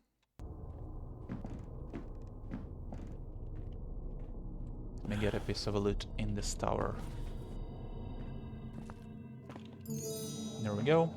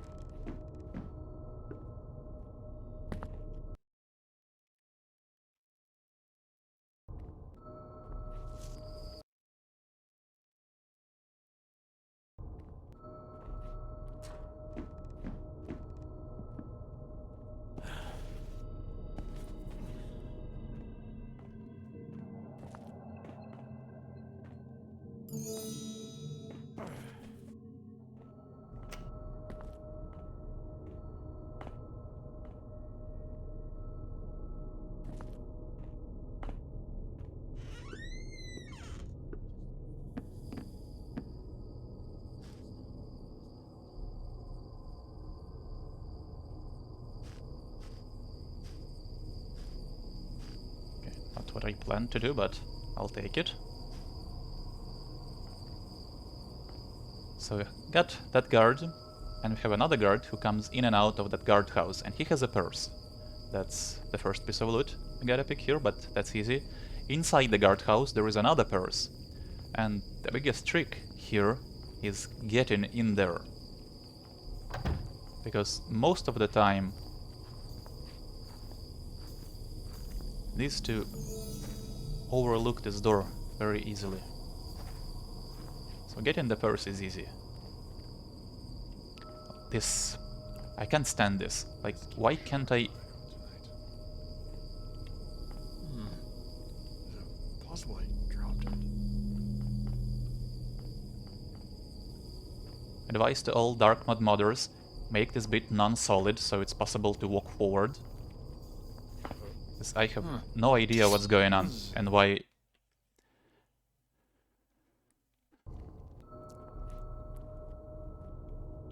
Why is the camera freaking out and I didn't even save?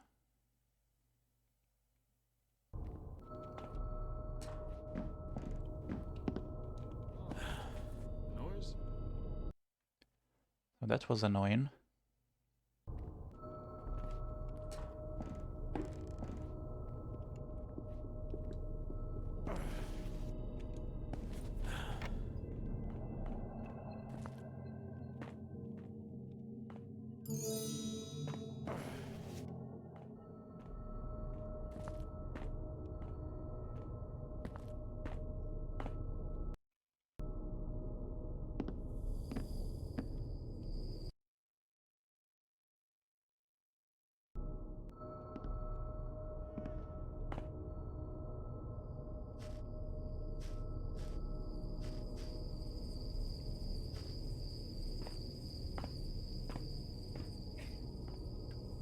And now I didn't even snag on that. This is a real mystery to me.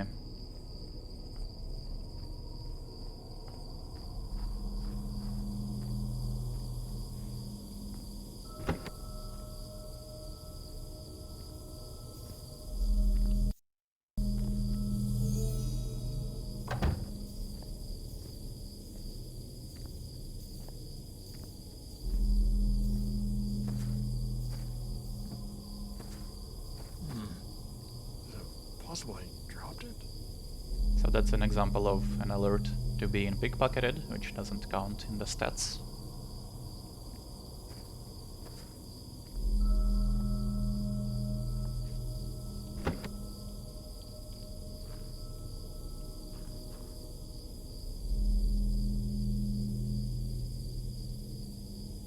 I can't move now because that guy will see me.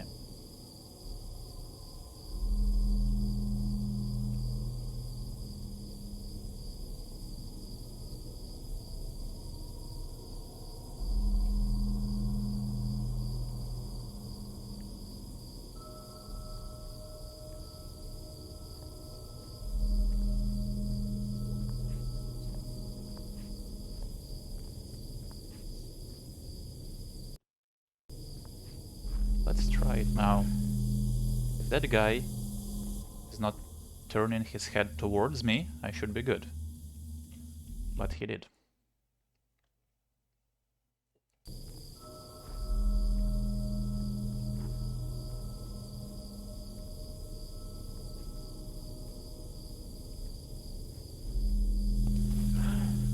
I just see something. Okay, yeah, this won't work.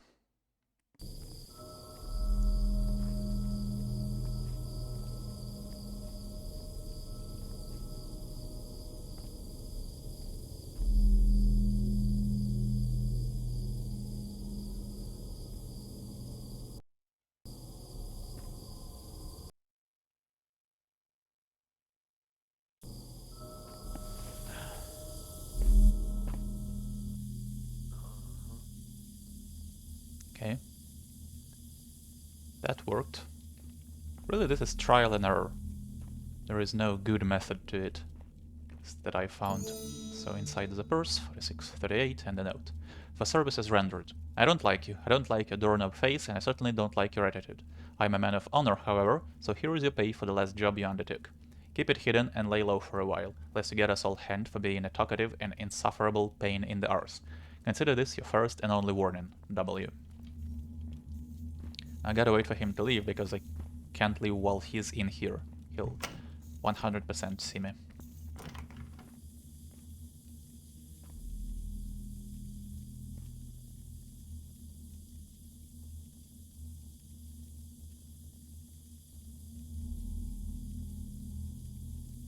Getting out is even more difficult because you can't really gauge where the other guy is. Best keep a sharp eye out tonight.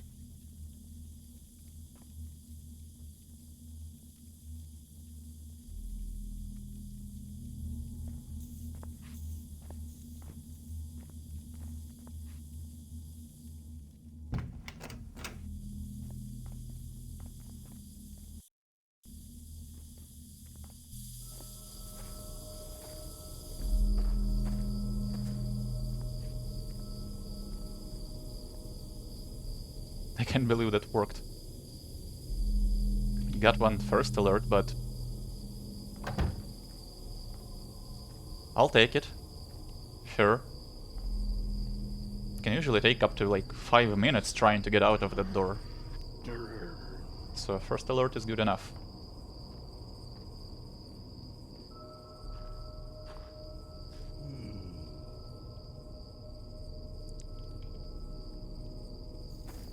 See, they hear you when you climb ladders or vines, stuff like that. Which they never do in Thief.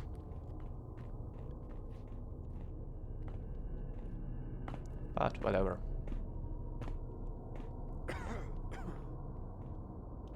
It is easily the most difficult bit in the mission, and I'm really glad it went so well.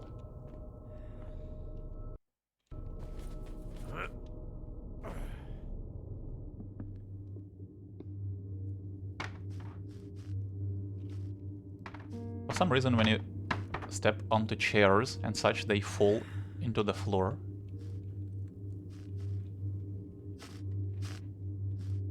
So this... I wanted the rain, not a candle.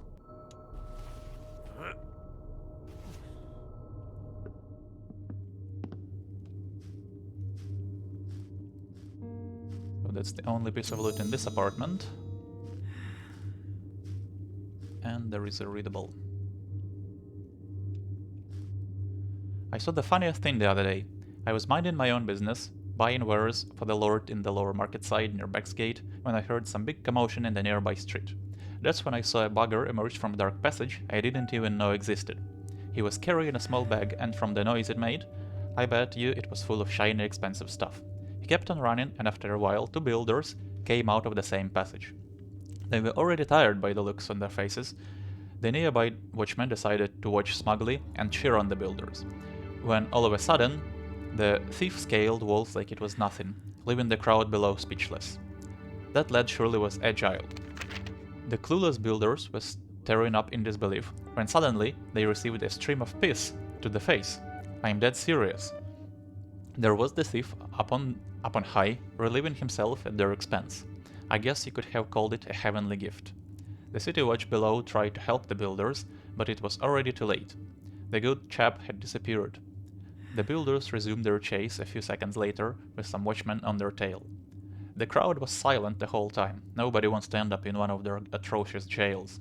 I had to fight hard to hide my smile the whole time, and not a single laugh was heard until they vanished into black streets.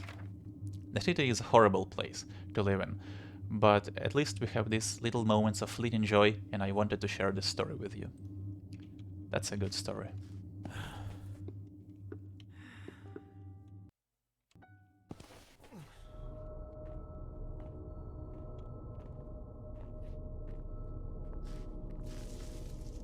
Right, and this is how we're gonna get to Allodric Mansion, and this is also the window to the Inventors Guild, What am I supposed to do? which is one of See our optional anything? objectives. It's not my fault I'm right.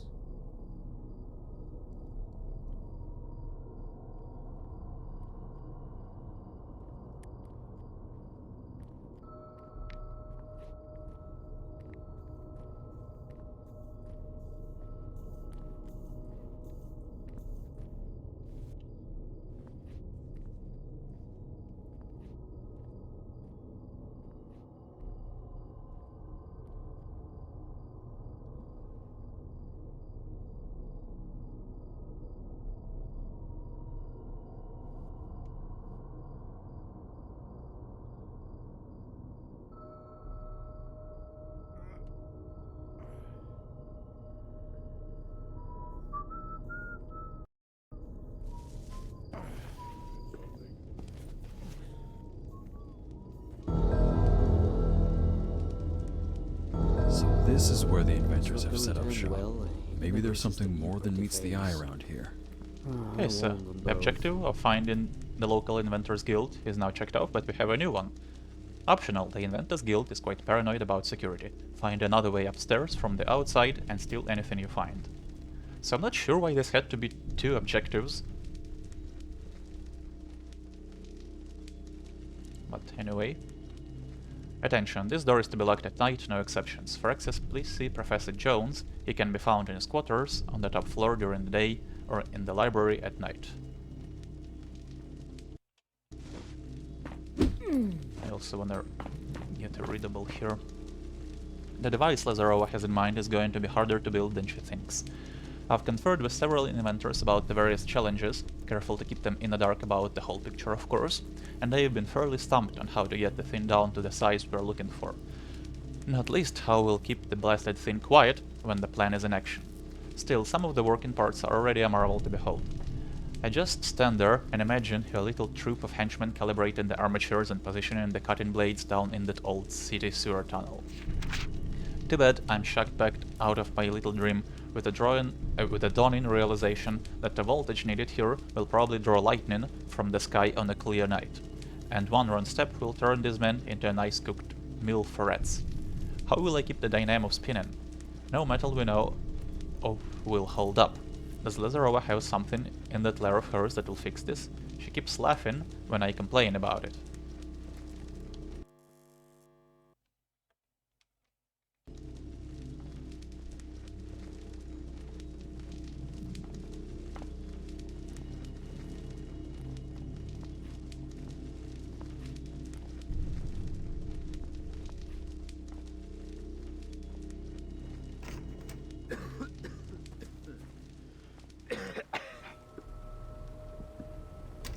Right, and we finally made our way to Allodric Mansion, which will be the last place we have to visit in the mission.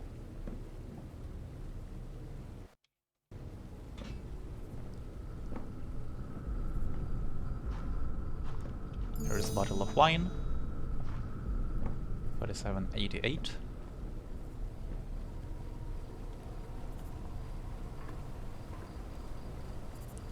And I think it's a good time for another real save.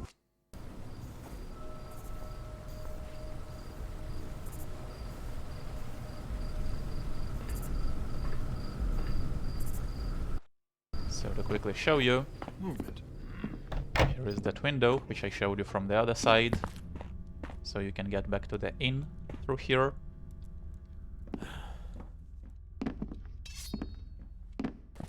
And this is one of the ways to get into the mansion. It's not the way I'm gonna take,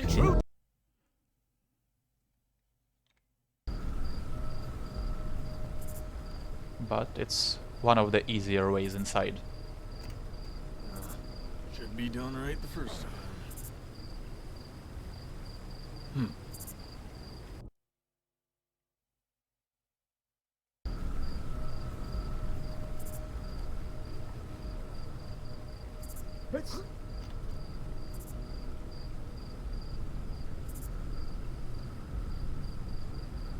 So we have to get into that small house next.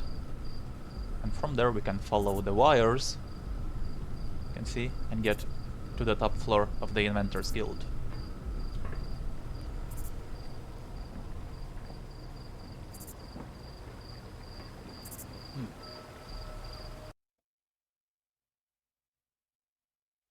Dying.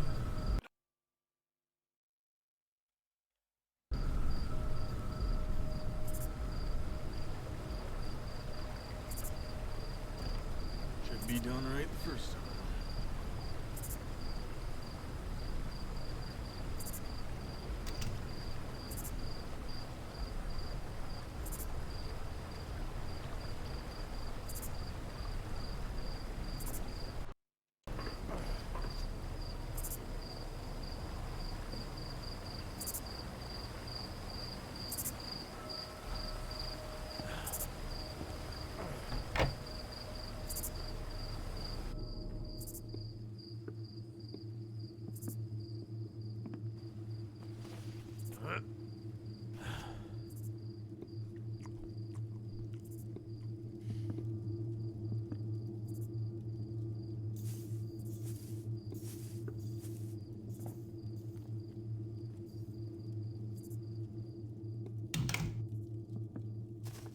Okay.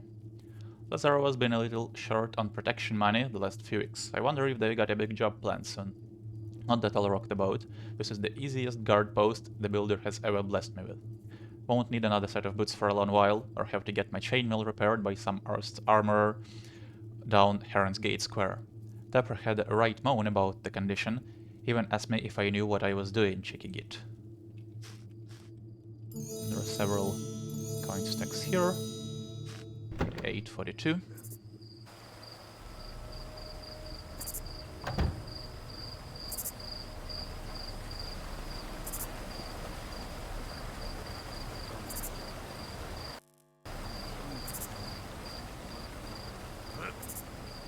And we can start the climb here.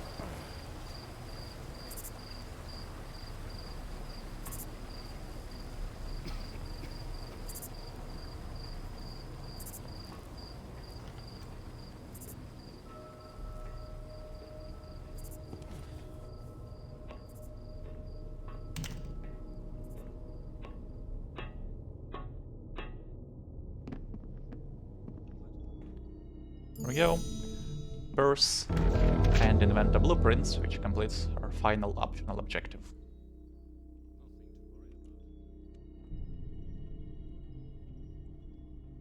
And someone spotted me. Alright.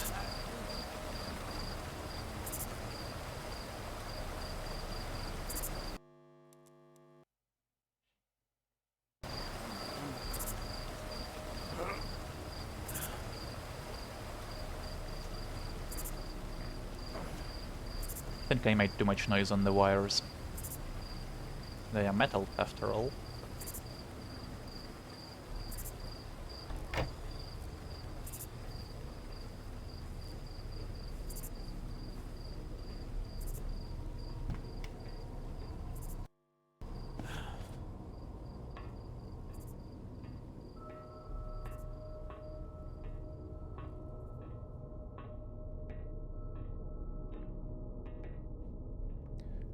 Or maybe that guy saw me. You know, that's also a possibility.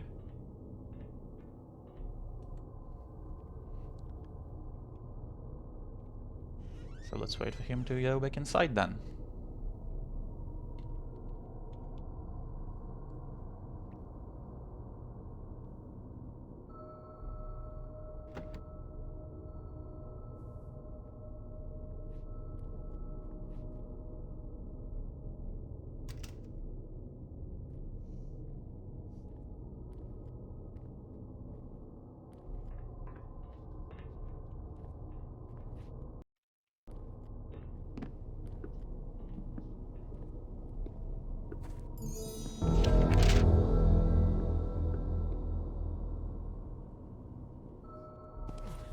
Now, my preferred way to get into Allodric Mansion is this, but this jump doesn't always work, and I don't know why.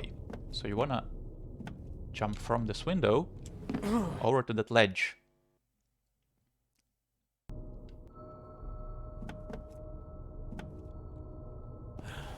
Okay, he did it second try. Sometimes I need like 20 tries to do it, and I don't know why it's inconsistent, but... Did it first try on my practice run, and second try now, so... It should be easy enough. Inside at last. But where now? So, made our way inside. We have a new objective. You will locate Lazarova's residence, follow her around, and see if you can acquire some evidence to use against her. This is a bit misleading. You don't have to follow her around at all. You just have to find a secret passage in the library and break into her safe. So let's make our last real save.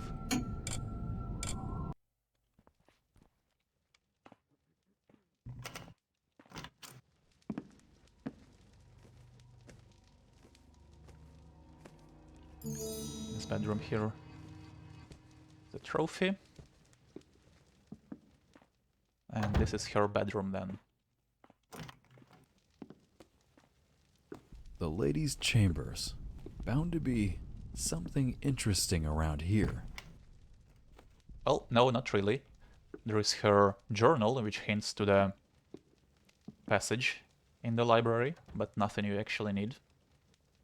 She carries the safe key on her belt, which I want to pickpocket. You don't actually need that key. Funnily enough, you can lockpick her safe.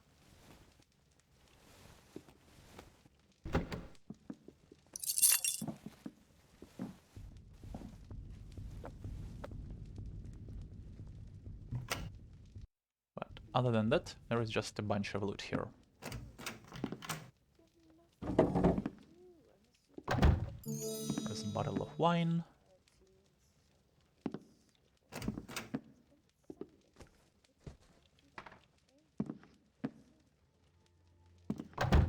I thought there was another piece of loot here, but I guess I'm mistaken. Dear V, another fine investment, my friend. I am very pleased with the last batch of crystals I have acquired. They cost me quite a sum, but it was worth it. Leonard told me the gullible idiots from the guild didn't think twice before buying them. Their eyes were filled with greed and excitement, and as soon as he told them these specimens came from the northern mountains and were extremely rare. Their money is better off in my safe than in their hands. The crystals are rare indeed, but I found out the inventors don't bother to double-check the crystals' worth in crowns when I sell them. I guess the mere concept of double-checking is unknown to them, except for their contraptions, of course. I'm very fortunate Transcom decided to share his little secrets with me. He was already quite a capable merchant before we entered into our mutual arrangement, and it seems he has taken quite a liking to me. With loss of his wife, left him quite lonely. I imagine he misses the company of a woman. I have made quite a lot of money by buying the crystals from him and then selling them back to the inventors for a higher price. It's always nice to have a little extra to cover my losses when the watch or the builders are being difficult. Well, as long as the inventors are happy and don't pester Leonard to complain, I'm fine with it. L. Okay. 2 goblets on the table, 2 vases on the fireplace, purse here, and the chest we can pick.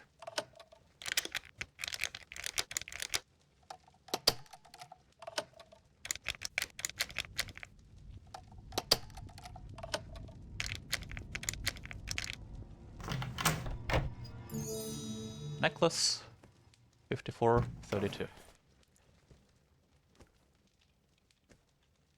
And finally, I got Lazarova's diary.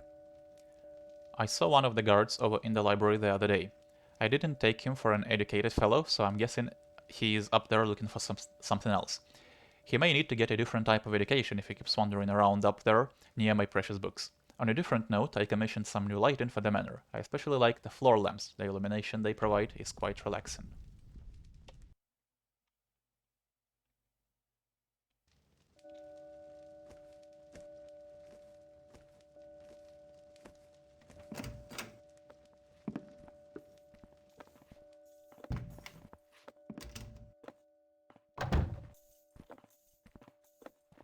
So yeah, I'm guessing this woman then is Lazarova. Who's noble woman by day, but a thieves guild leader by night.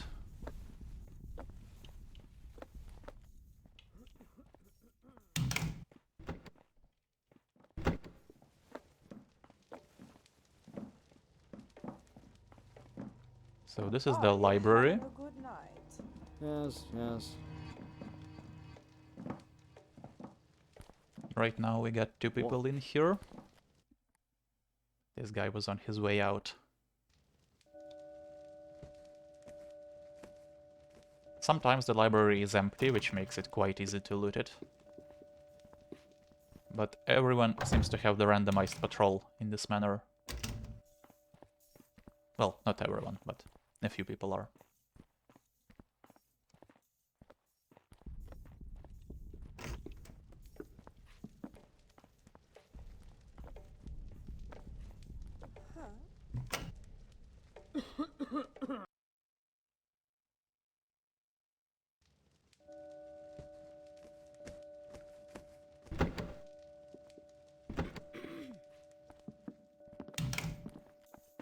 What?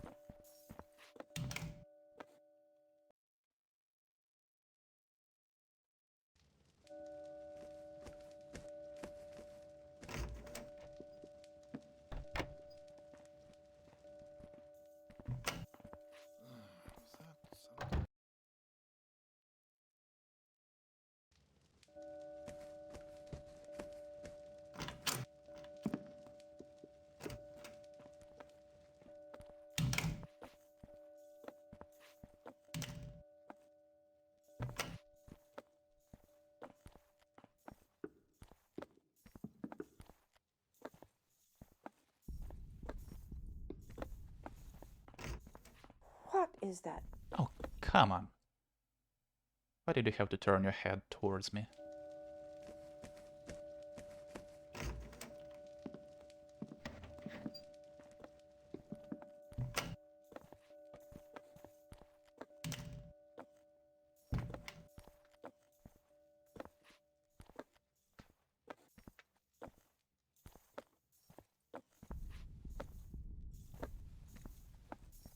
Oh, now she's not even coming in there.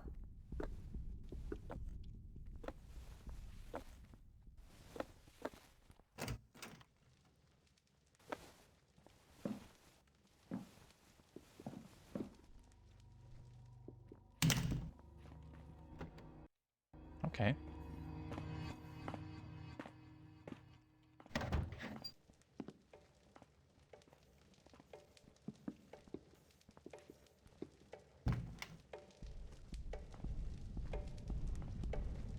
So in the library, got 2 goblets, 2 vases, which which checked off our loot objective of 5500.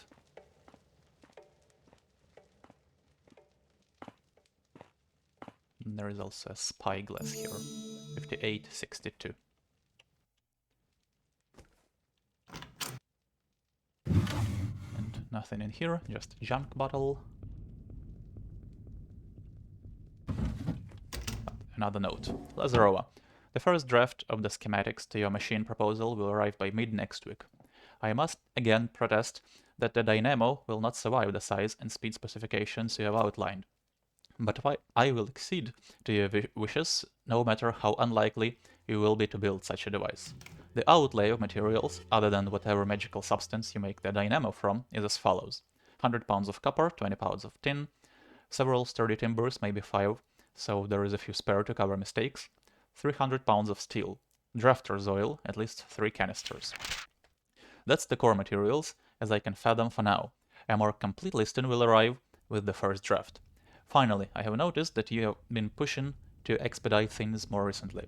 I told you from the outset that without some additional consultants to assist, that things will be slower than desired. I don't know why we cannot just conscript 1 or 2 more engineers to help with this task. Bairnsford.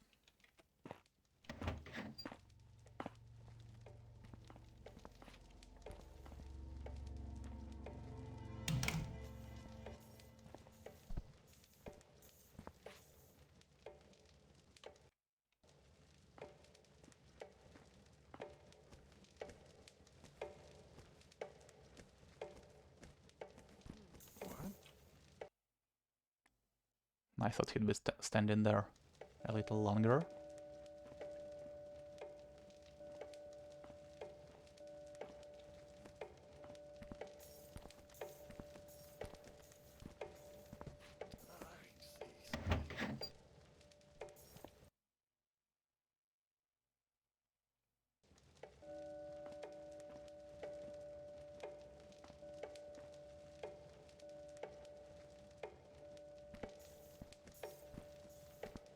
Okay, let's wait. I don't think there is anyone else in the library right now, which is good.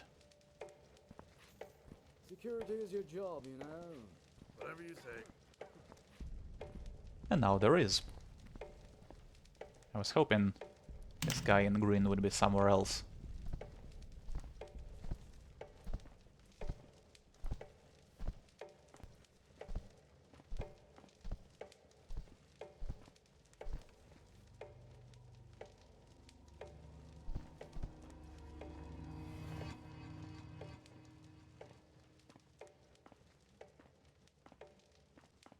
So he likes to sit on this couch.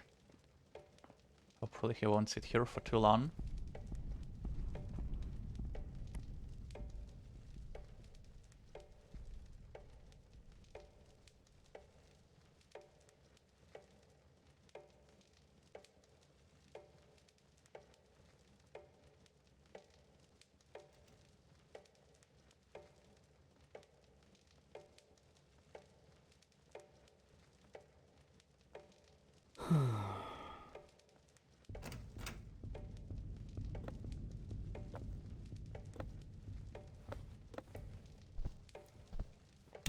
Hello. Very well.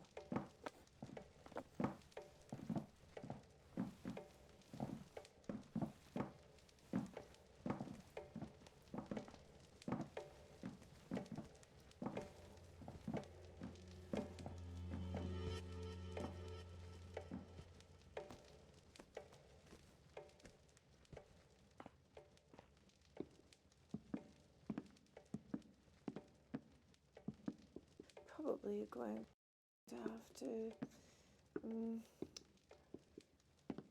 just sit through. Don't doubt again. Just see it through, just like I always do. I'm always. What is that? Okay, no, I don't have time here, even if I douse that lamp. Going to have to. Because that's where I have to go. Just sit through. Just see it through, just like I always do. I'm always just seeing things through. That's me.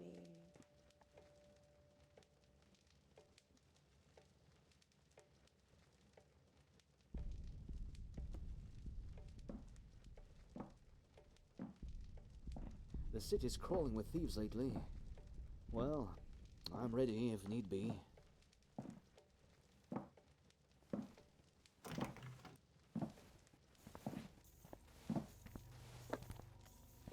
Good evening.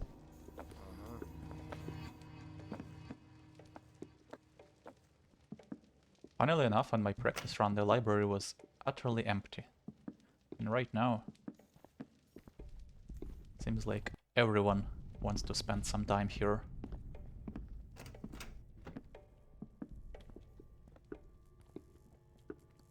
Okay, so here we can see some tracks on the floor, which indicates that this is a fake bookcase.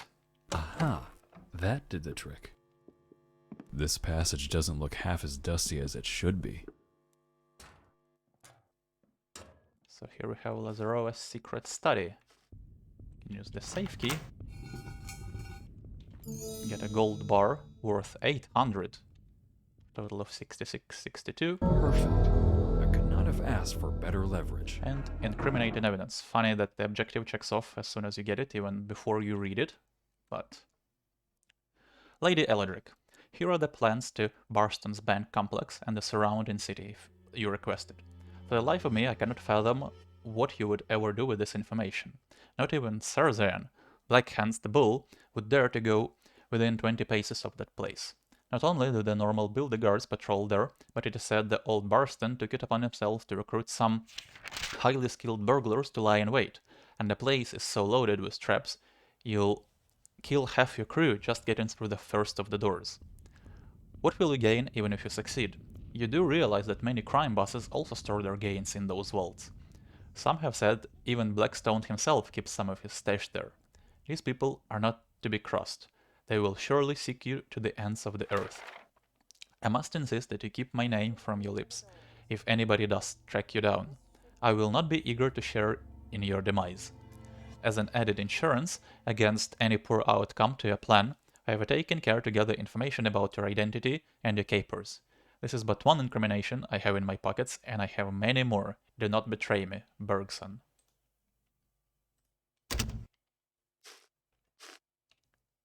My esteemed L, thank you again for buying these fine items from me.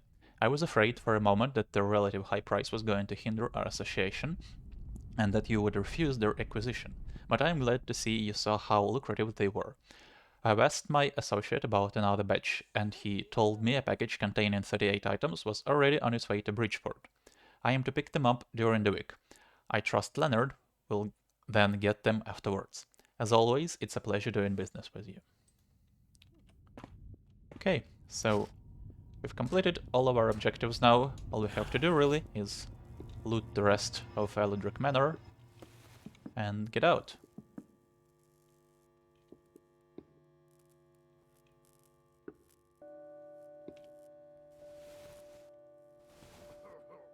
Okay, she's stuck.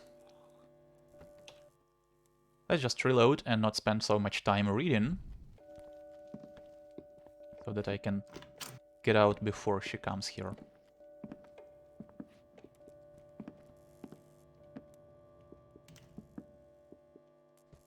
Aha! That did the trick. This passage doesn't look half as dusty as it should be.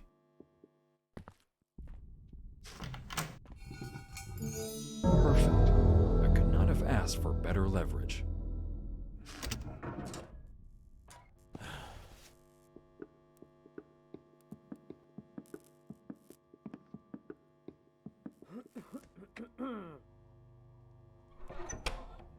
Okay, good. What's that sound? Nothing? I didn't save.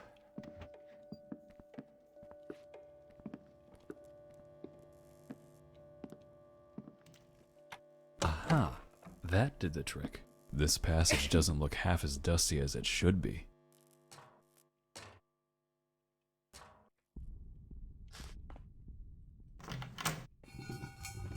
Perfect. I could not have asked for better leverage.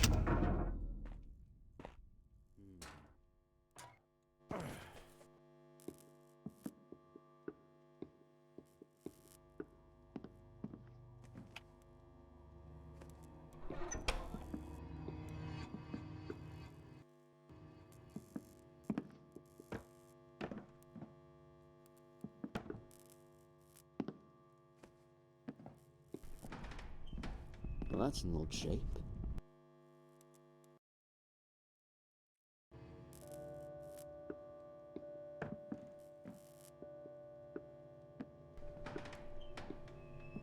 So through this vent, we can get to a little storeroom. It's connected to the barracks. And it's a lot easier to access it this way than from here. I don't know if it's possible to enter it this way. Never tried, but don't have to. And in here, got a vase. Total 6737. So a big thank you to whoever decided to put sand here, so that you don't make noise when you drop down. It was a really good decision.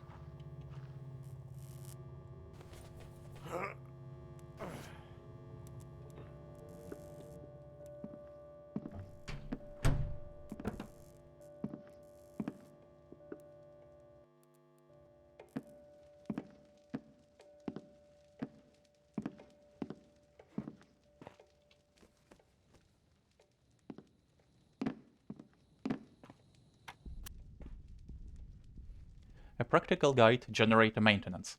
The Electricians Guild keeps most aspects of maintenance and repair for generators closely guarded trade secrets, so this tome will not be able to delve too far into the repair aspects.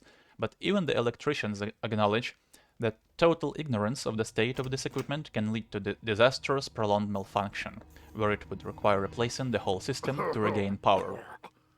Too much of this would obviously cause the houses that use these systems to abandon them and return to the ways of old. Proper equipment. Before examining a suspect generator, it is wise to have hide gloves and a metal rod. The energy emitted by this equipment can be quite deadly, so we will preferably approach it prepared with tools to redirect the energy. The nose has it. Whilst all generators make a funny crisp smell, faulty ones will smell a little more of smoke. Wait until you have clear nostrils or have a hearty soup before examining the equipment. Typical cycles.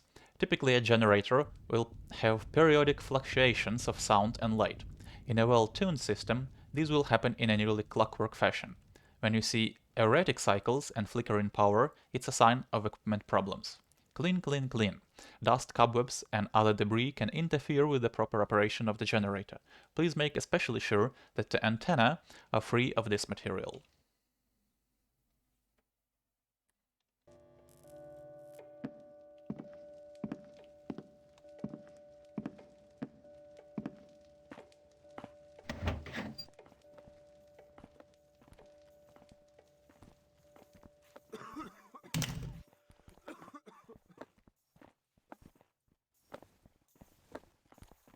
What am I supposed to do? Not say anything? It's not possible, damn right.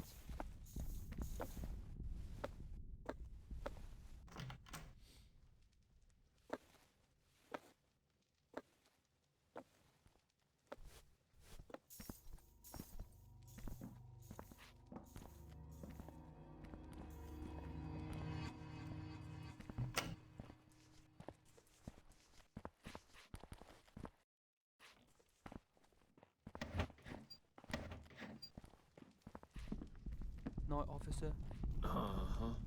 So this is the observatory.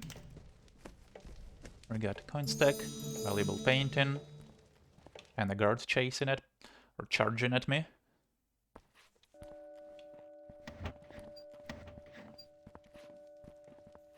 Hello. Right.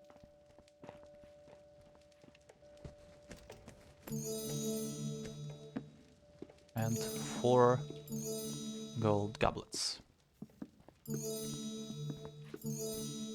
Total 7,032.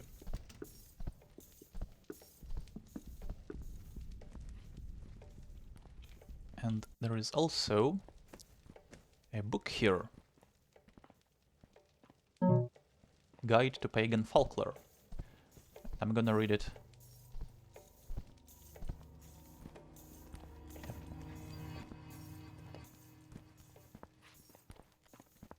Somewhere where I won't be disturbed.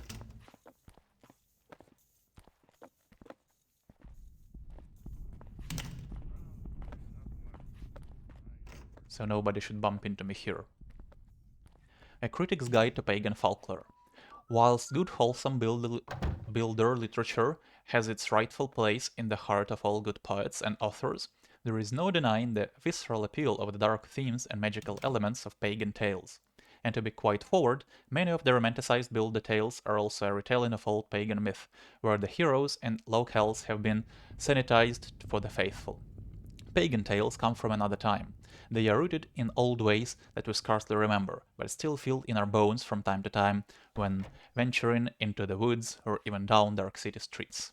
Hidden within the pagan genre are clues to what happened before men were sharply dressed and inventors hastened new machines to the markets.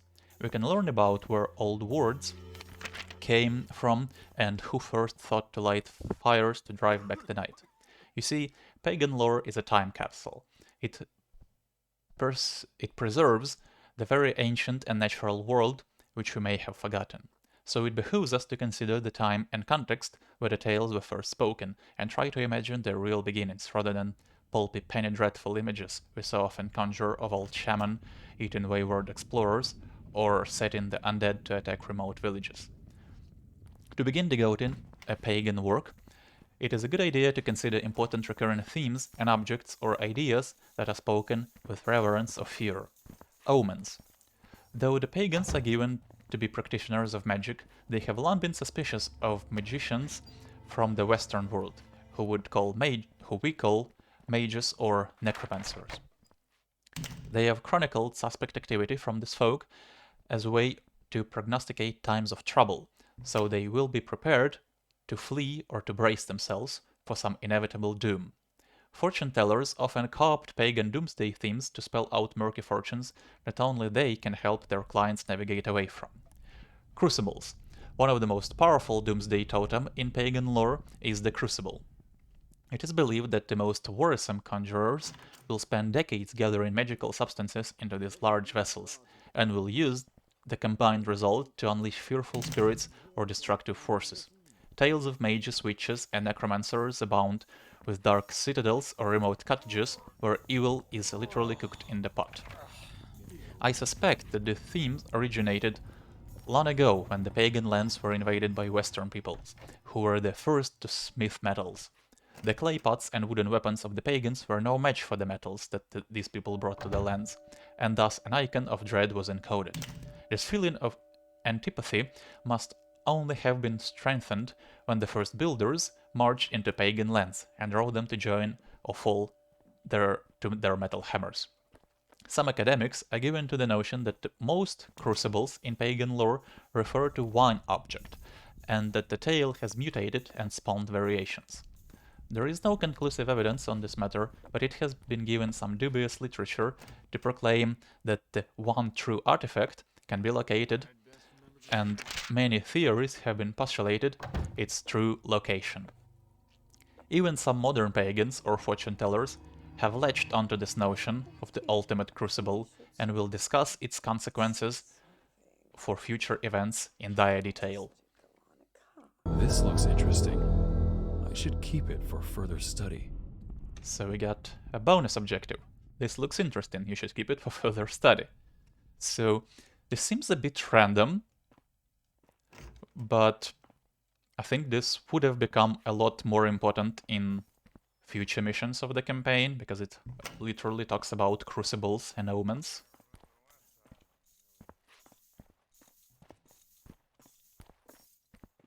Should be done right the first time.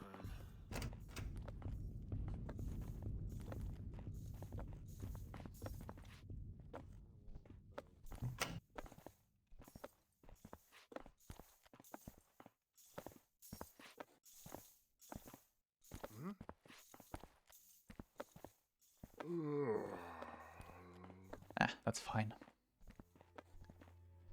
We're almost done with the mission.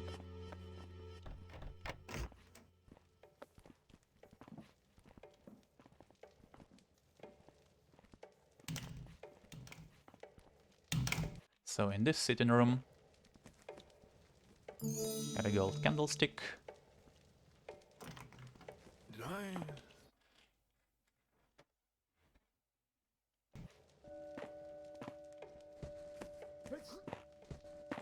which I'll take later, and a gold goblet.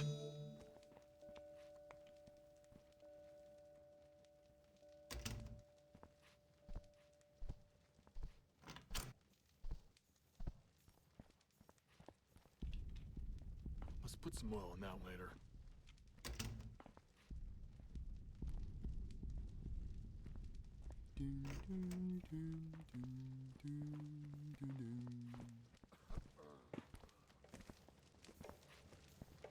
Can't go that way, really. I'm working. That's a fake Keep door. moving. Yes, sir. So is this one.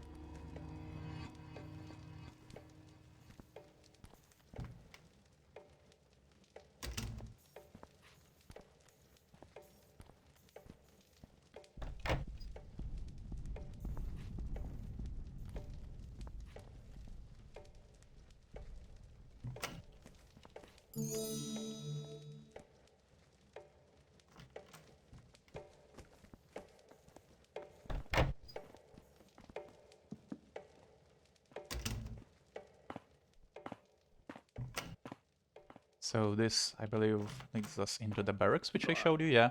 Oh, if you That's see anything where you can get into that storage.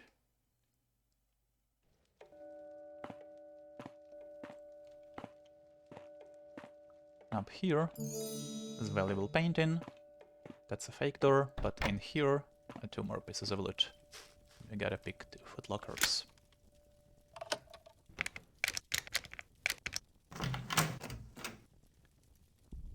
Goblet in here.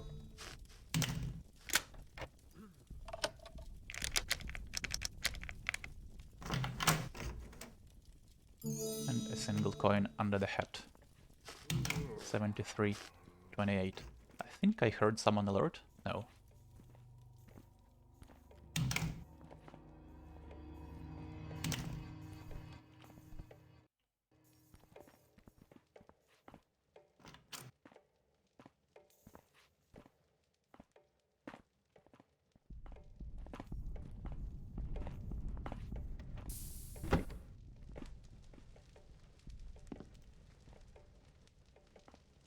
So here is the dining room. Got a maid and a guard who can pass through here.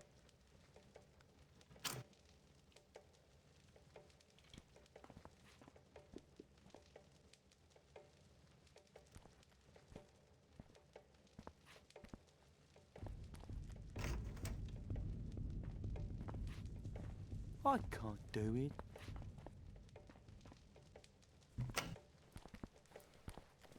Why is it so dark in here? Did someone turn out the lights?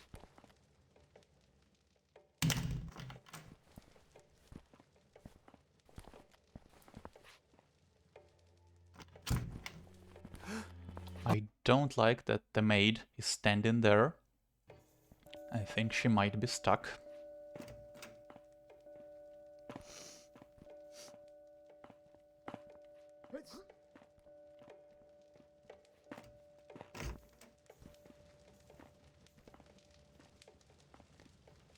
Which would be quite unfortunate.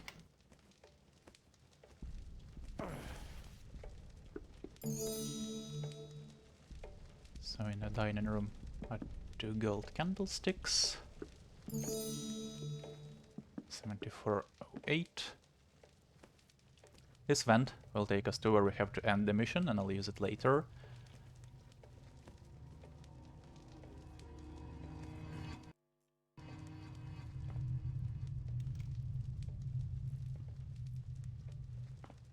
What was that?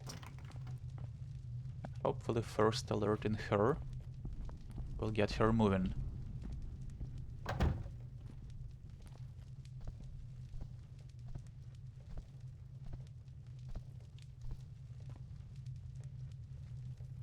It didn't.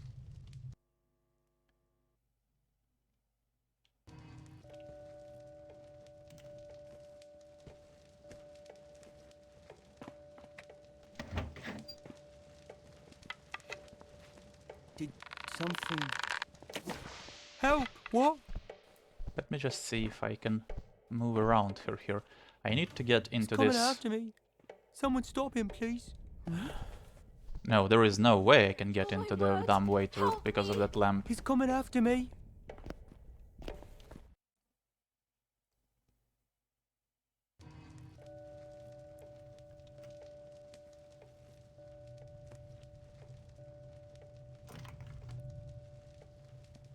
Right, well... Wasn't expecting this. So maybe it's time to improvise a little. I don't necessarily need to get into the dumbwaiter, it's just the most efficient way to move around.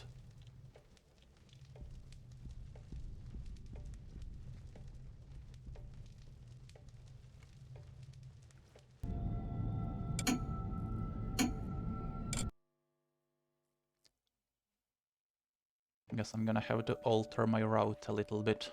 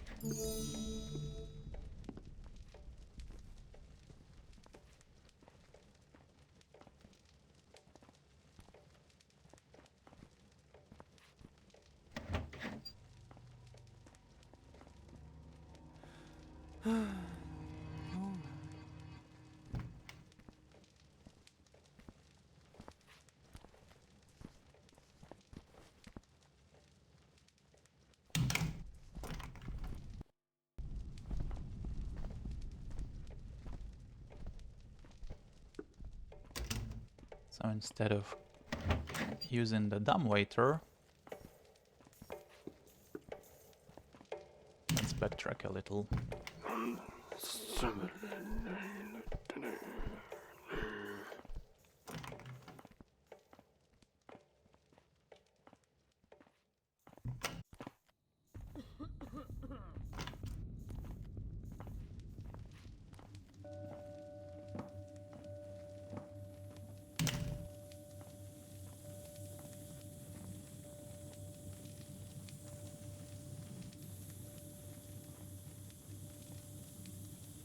Okay, I forgot where these are connected to.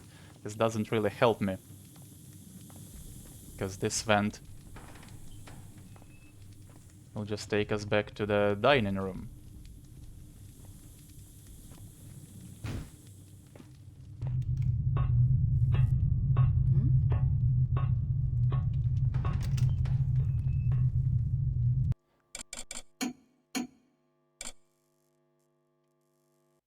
Okay, that was a little silly. Can just go straight through here.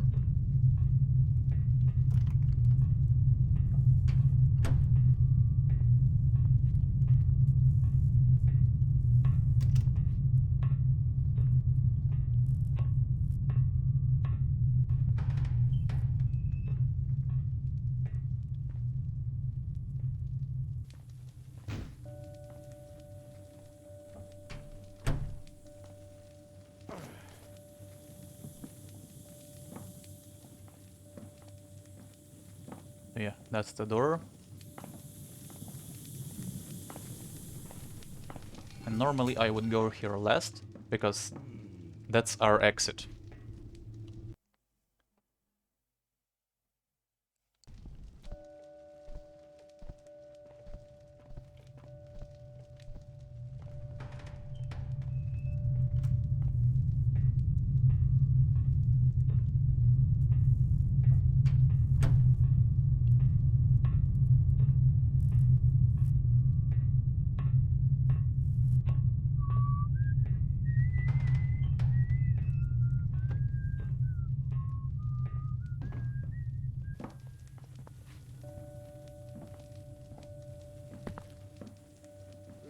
What was that?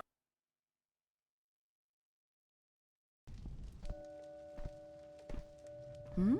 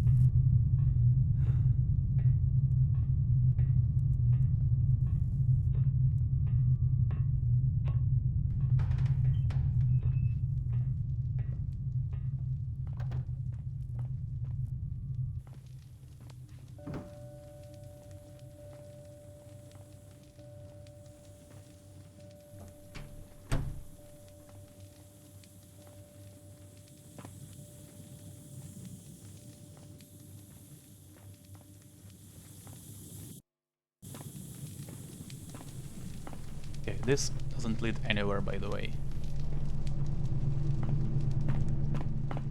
It's a fake door, yeah.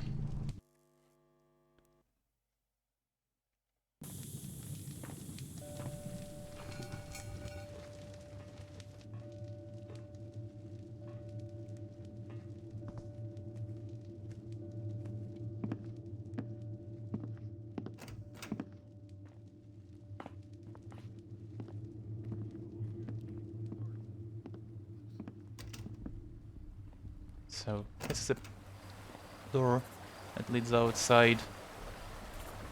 Don't need to go there. And this door, which I wasn't going to lockpick, gonna have to lockpick now.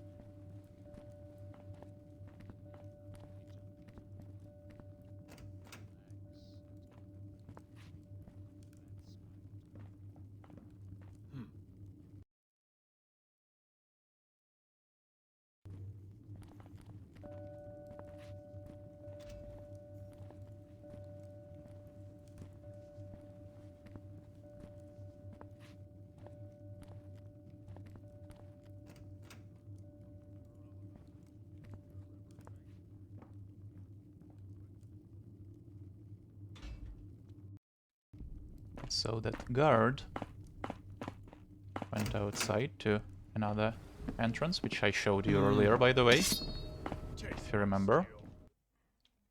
Don't need to go here. But this is kind of an intersection area. And from here we can also get into the wine cellar.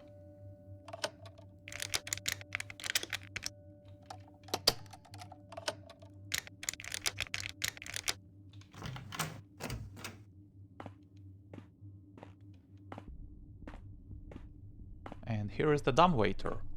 So this is where I would have emerged if I went down the dumbwaiter, so the kitchen is right above us. So now I'm back on track. In the freezer, 2 coin stacks, and there are 2 bottles of wine. In here, 76.38.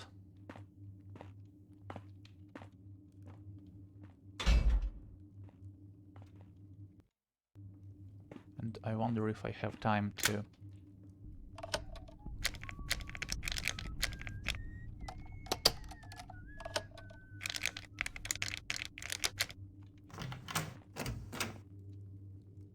go down here now.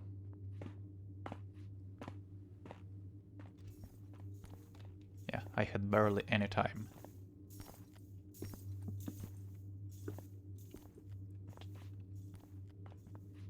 Down here are 2 crates we can lockpick with some loot.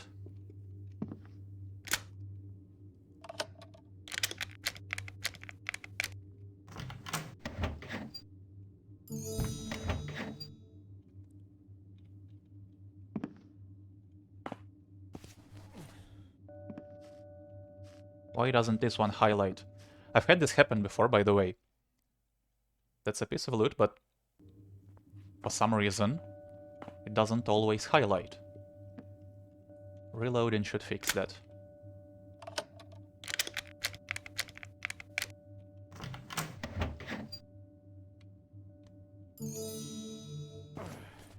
See, now it does highlight.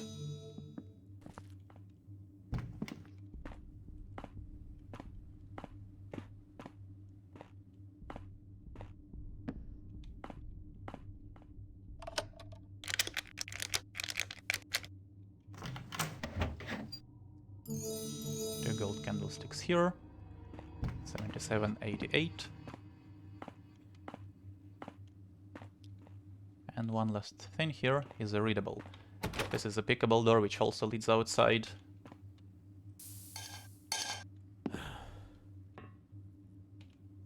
Sir, I'm getting worried about our passage to the administrative district. I understand we can't bring the goods any further upstream by skiff, the people at the power junction are compliant, and it has been easy just taking the stairs. But ever since that Under-Commissioner Valantis moved into the house right next to our route, I have been getting a funny feeling. Is he our ally, and is he reliable?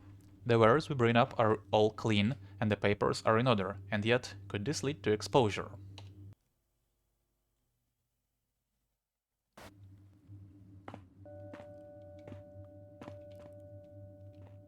I actually have to wait for that guy to come back down, because it's impossible to pass him.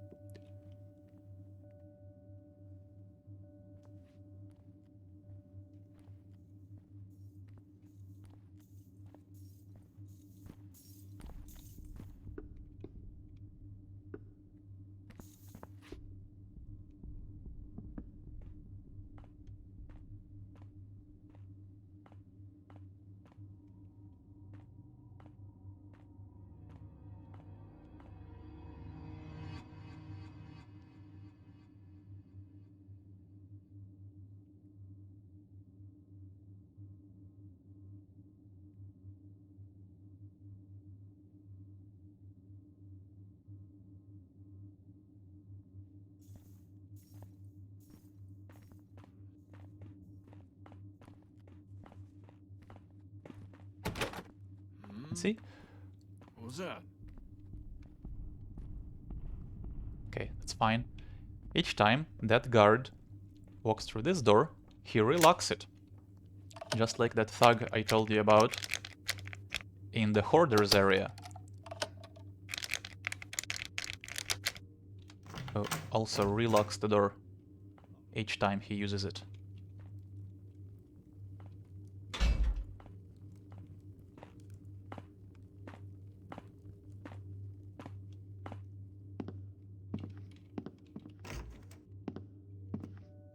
Okay, and here is the kitchen. Right.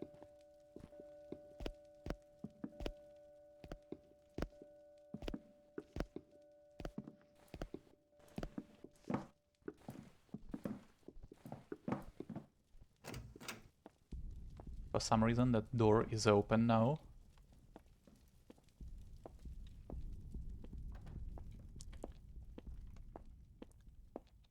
Here is a cupboard key, which you actually need, because the cupboard you cannot lockpick.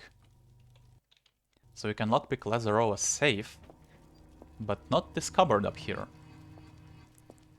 Which is kinda funny.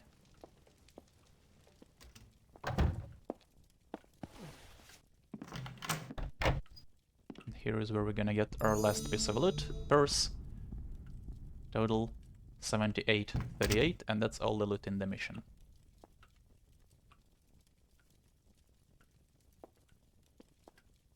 And normally I would just leave through here I know, this looks bad. and gone through that vent straight to the end of the mission, but gonna have to take the long way around now. Do I see you?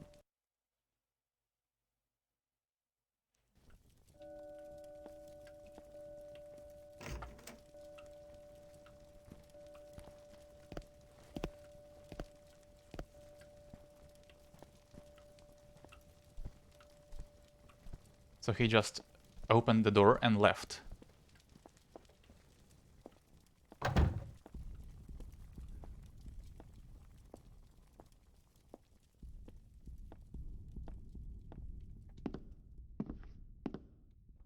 Alright.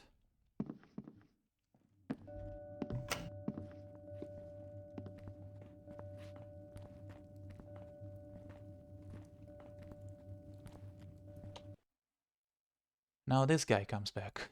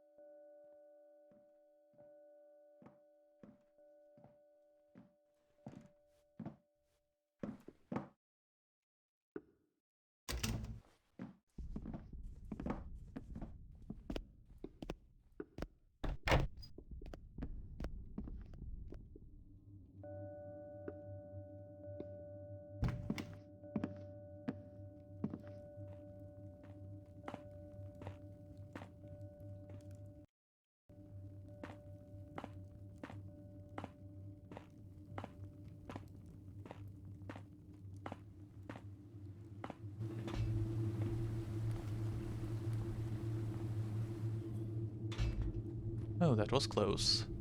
He almost saw me.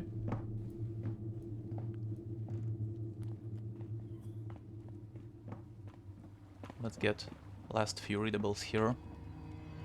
Notice, the coal lift is out of service until further notice. All deliveries will have to be taken up the stairs.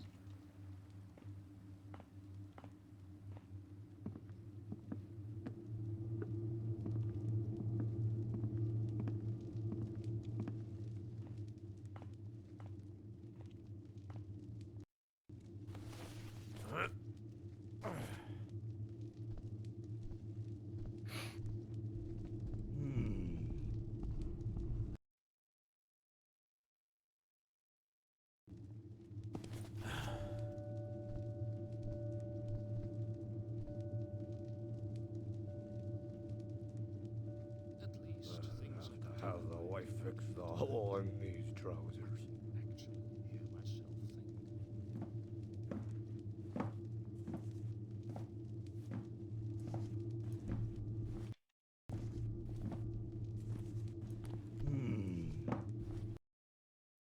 Okay, gotta wait.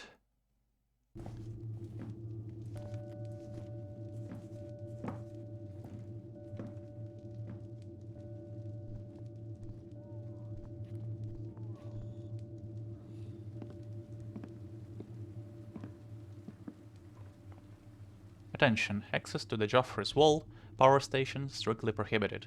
Authorized persons and those with special access only, by order of City Public Works.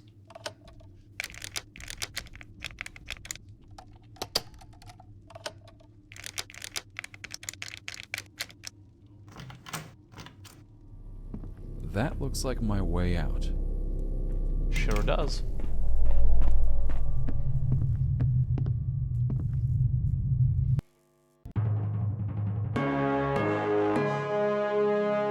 Alright, mission complete. In 1 hour, 40 minutes and 40 seconds, I saved 114 times, got all the loot, 7838, and picked 2 pockets. And got 11 suspicions as well. Alright. So that was behind closed doors. And this will be the last dark mode video I make for now. Mostly because I simply don't know what other missions I want to do a let's play for. I do want to do one for the painter's wife, but not anytime soon. That mission is even bigger than Behind Closed Doors and honestly intimidates me a little, but it is a wonderful mission. I love it a lot. But generally I just need to play more dark mode missions. I only played like 20, 25 maybe. So next time I'll be back with another Thief fan mission. Not sure which one yet, so we'll have to see. For now, hopefully you enjoyed this, and see you next time. Take care.